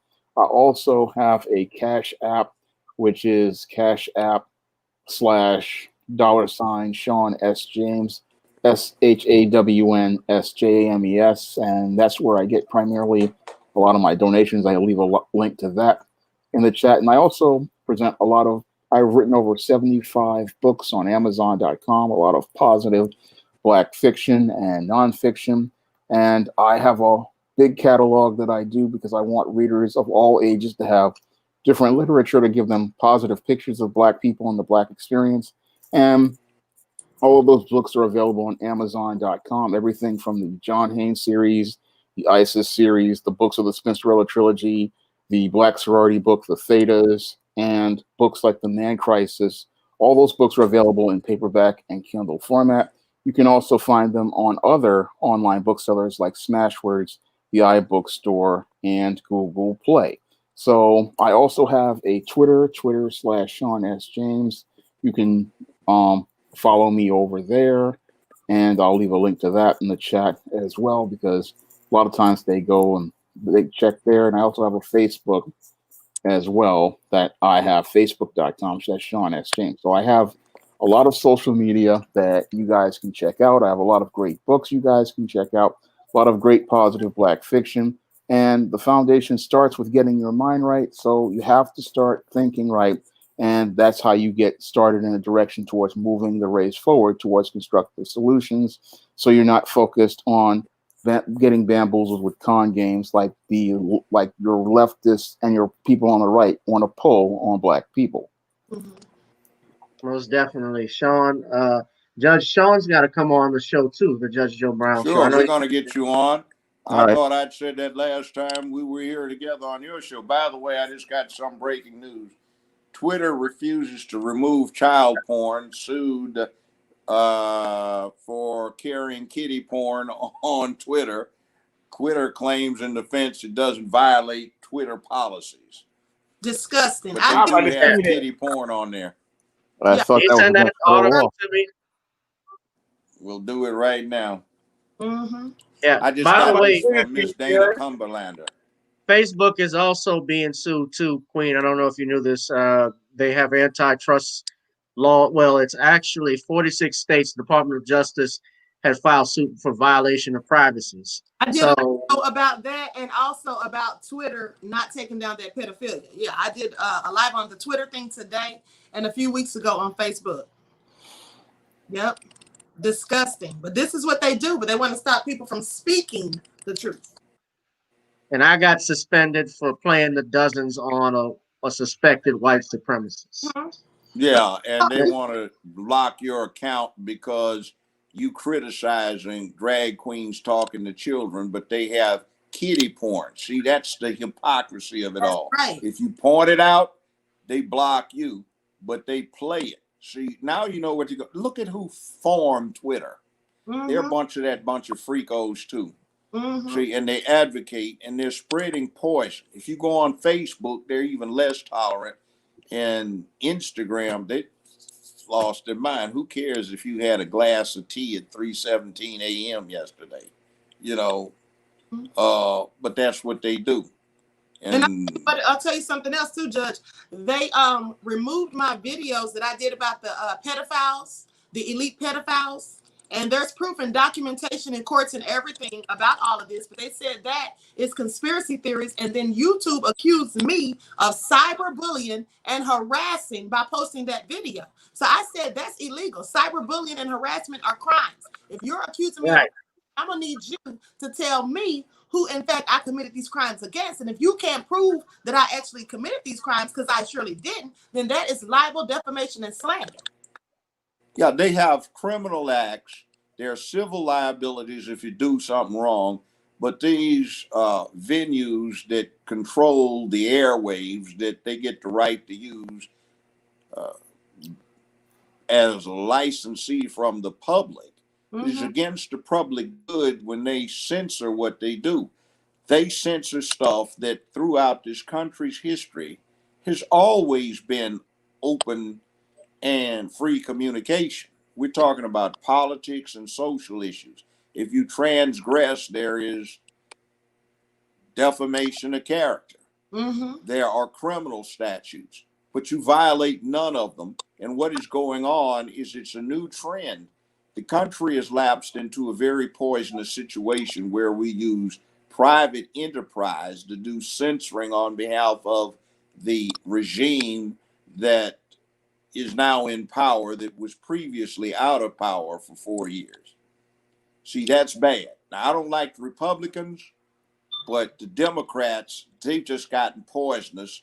And the point is they've got a whip about to strike black folk, and they've got chains dangling for black folk. So what I am against is the most immediate enemy, but all of them they are the enemy until they start acting like they've got some reason to support black folk and some reason to support decent humanity. Again, what adults do in their bedrooms is their own damn business. But when you start putting it out in a fashion, poison the children, that's wrong. By the way, if you want to check something out, even CNN did something. The new Danish clamation thing for children is called John Dillerman. Cartoon Network was going to put it on. I don't know if they're still going to. John Dillerman is gay. He looks like Zorba the Greek with a huge handlebar mustache, and he wears a knit cap. He's an adult, but he's got a problem. He's got the world's longest penis, and it's out of control. So a horse gets out of control, he lassos the horse with his dick. The children want a jump rope, and there's really a lot of significance in this. He ties the end of his penis to a fence, and he lets the kids jump his penis. And some kids are being swept down a raging stream, about to get drowned. He throws his dick in the water, and all of these boys grab a hold of his dick to pull themselves up, which he does, and then he squirts because that got him off. He lashes, throws his penis up, and catches hold of a helicopter to rescue him and some other kids, and he reels his dick in as he goes up to the helicopter. It's a claymation thing, and he wears this red and white sock around his penis so it just doesn't hang around loose because it's too big to put in his pants. Wow. So it can stretch down to the end of the block. So when he gets an erection. So that's what they're trying to show kids as a cartoon. So, yeah. I mean, these things do not need to be in front of children. They absolutely do not. That's the actual cartoon there. That's a still shot of it. That thing with the red and white stripes is his dick. Wow.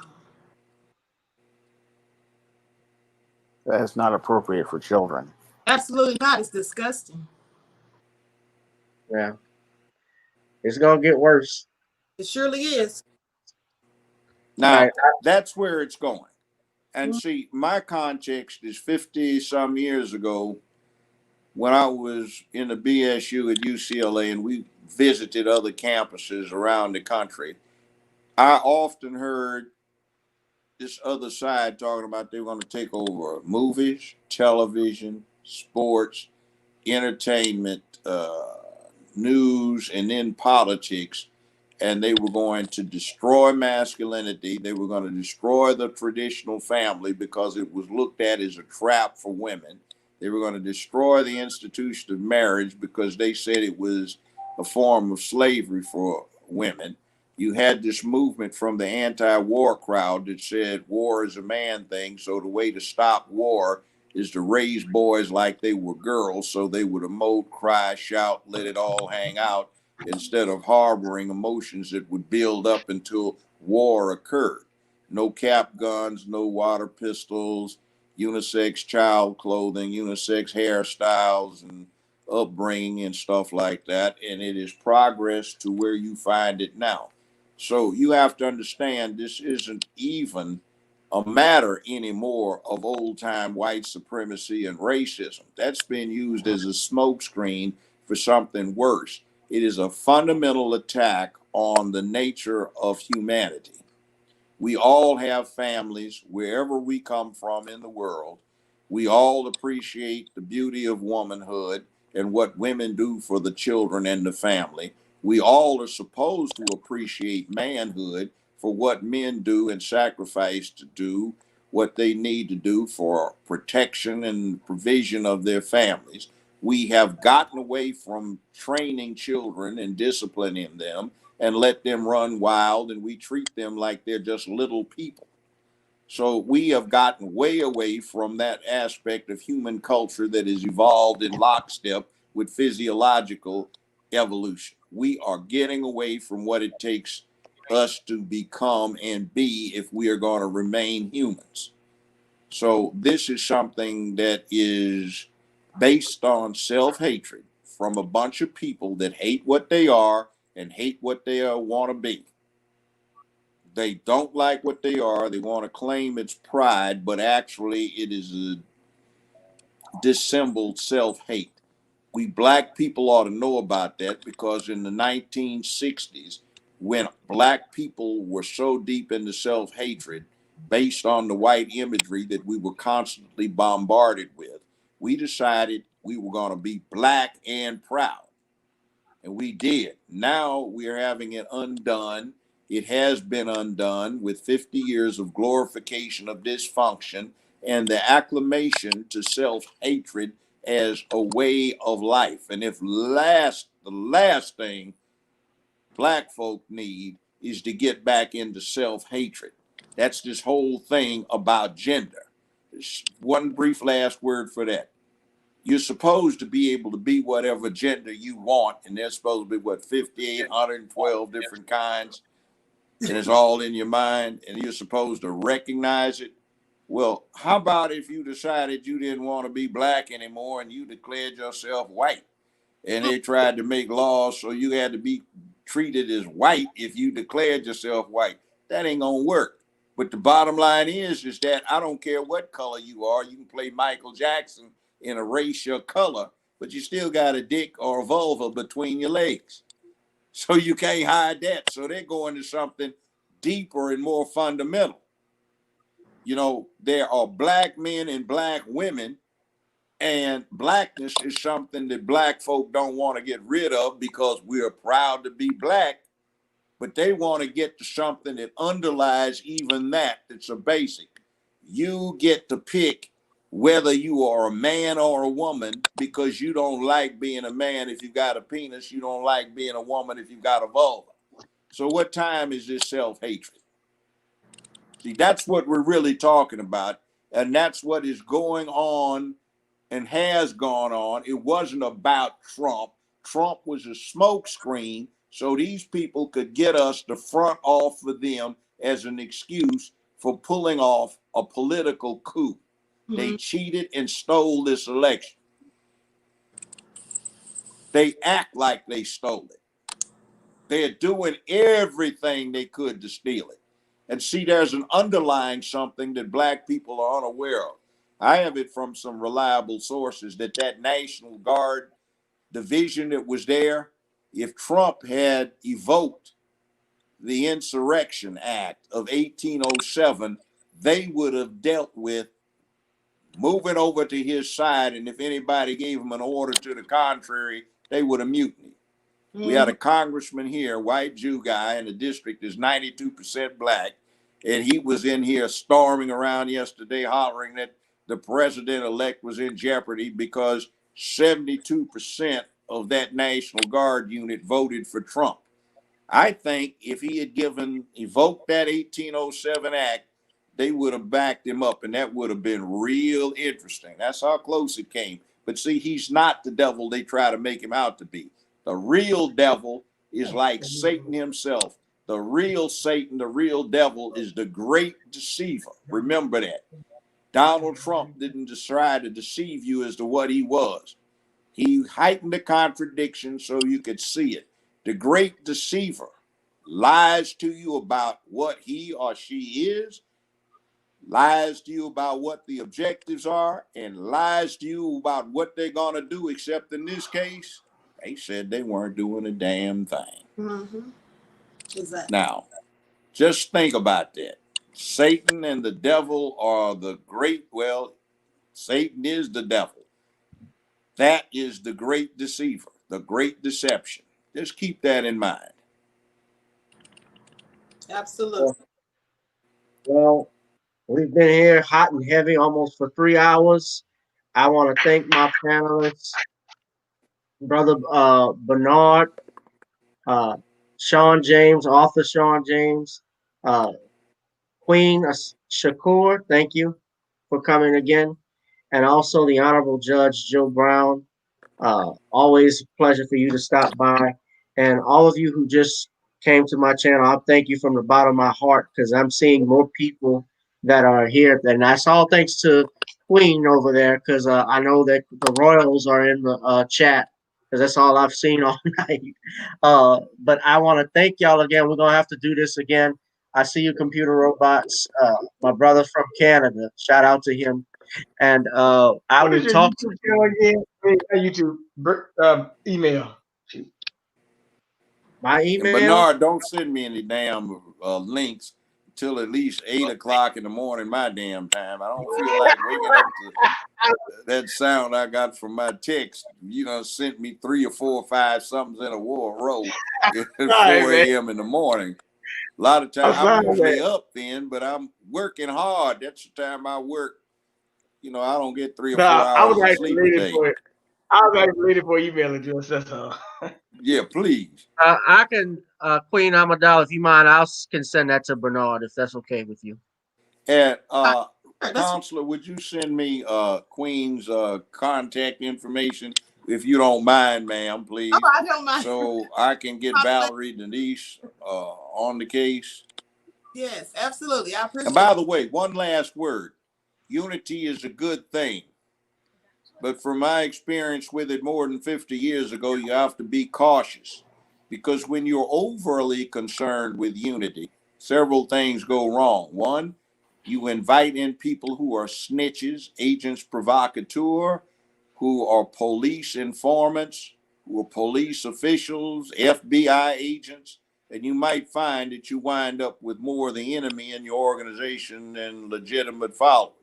Next thing is, if you're so concerned with unity, you can't do what a good preacher does, which is he castigates his congregation for their sin and he urges them to be non-sinful and do the right thing. Now we just get, do you believe you can do what you want to do, which is not the thing, which is part of what happens when you don't deal with critique, as Mao used to say in the Red Book.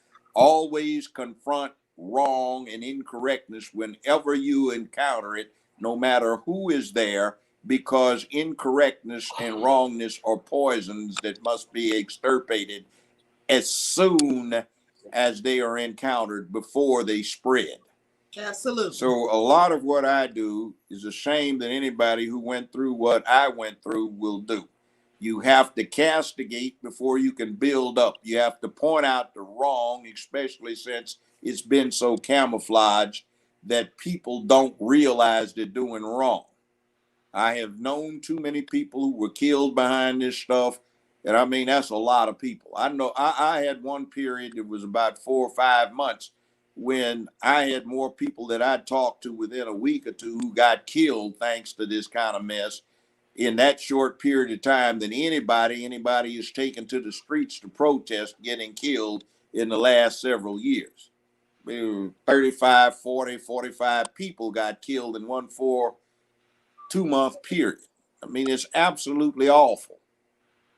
So we have to be cautious because these people will kill you. Mm-hmm. And you can't have step. And Right. as soon as you start doing something, they're going to start trying to put you under surveillance. You're right. But we have to move on.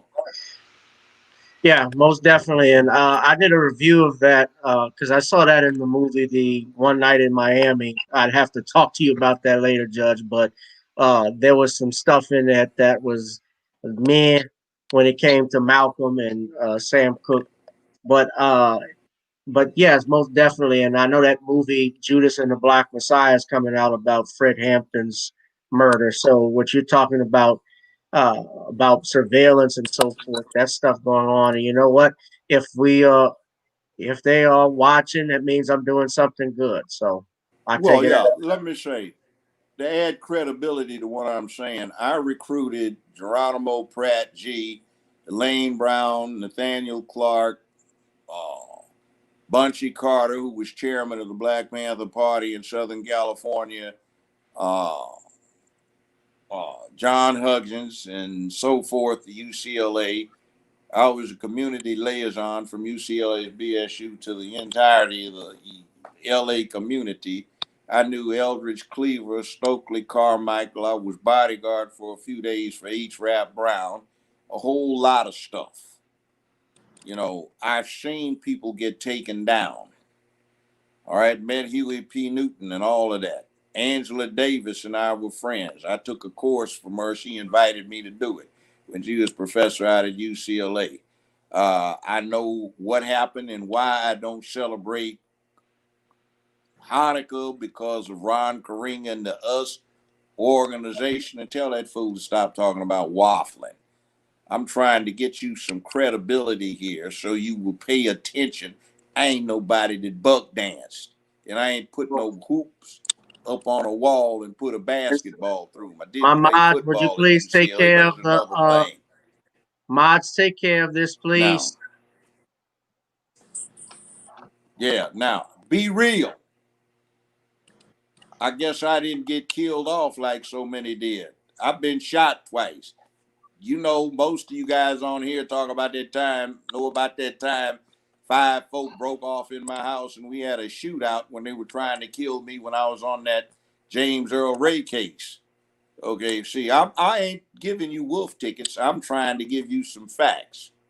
So when you trying to come at me like I'm all this, that, and the other old man and ain't done nothing, well, you know, maybe I haven't.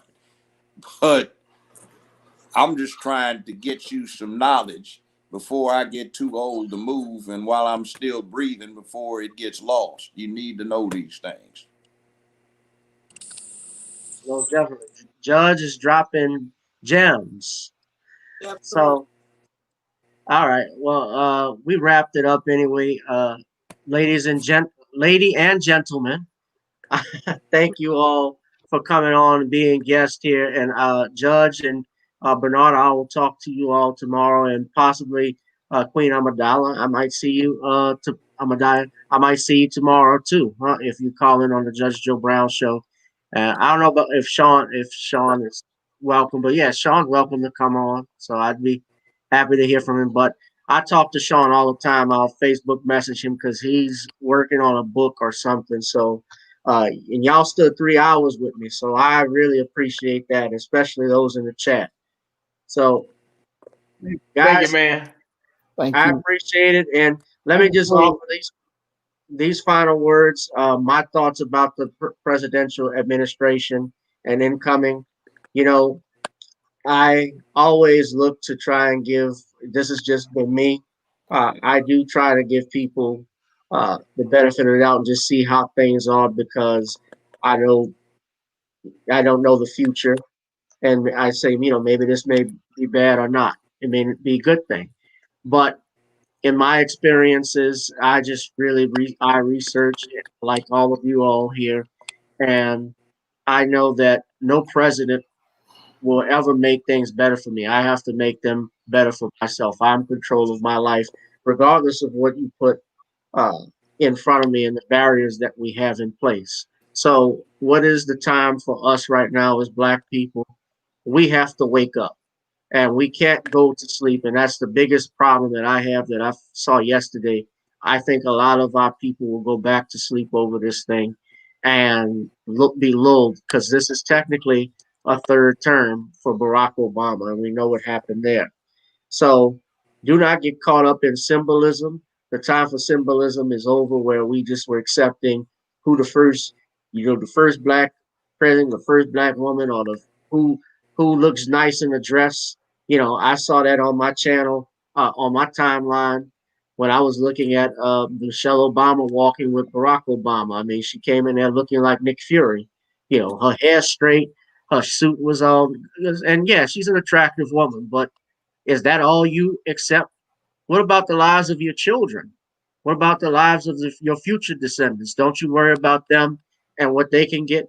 Does it not bother you that 11 million immigrants who did not build this country, and that's not saying that I'm against people to come over here legally, but for all the people that we have that are homeless across the country, here in my hometown of New Orleans, underneath the I-10 bridge, I've seen nothing but tents of homeless people. Where are their benefits? Where are their executive orders?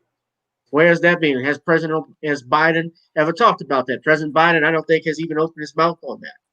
And yet, when we ask for things such as reparations, we are told that it's only going to, only do it depending on how much money it is and depending on if Native Americans can get it. Well, President Biden, Native Americans also participated in slavery, and not to mention also they have gotten in many circumstances reparations. In fact, the Supreme Court had ruled that part of Oklahoma, half of it, was Native American territory.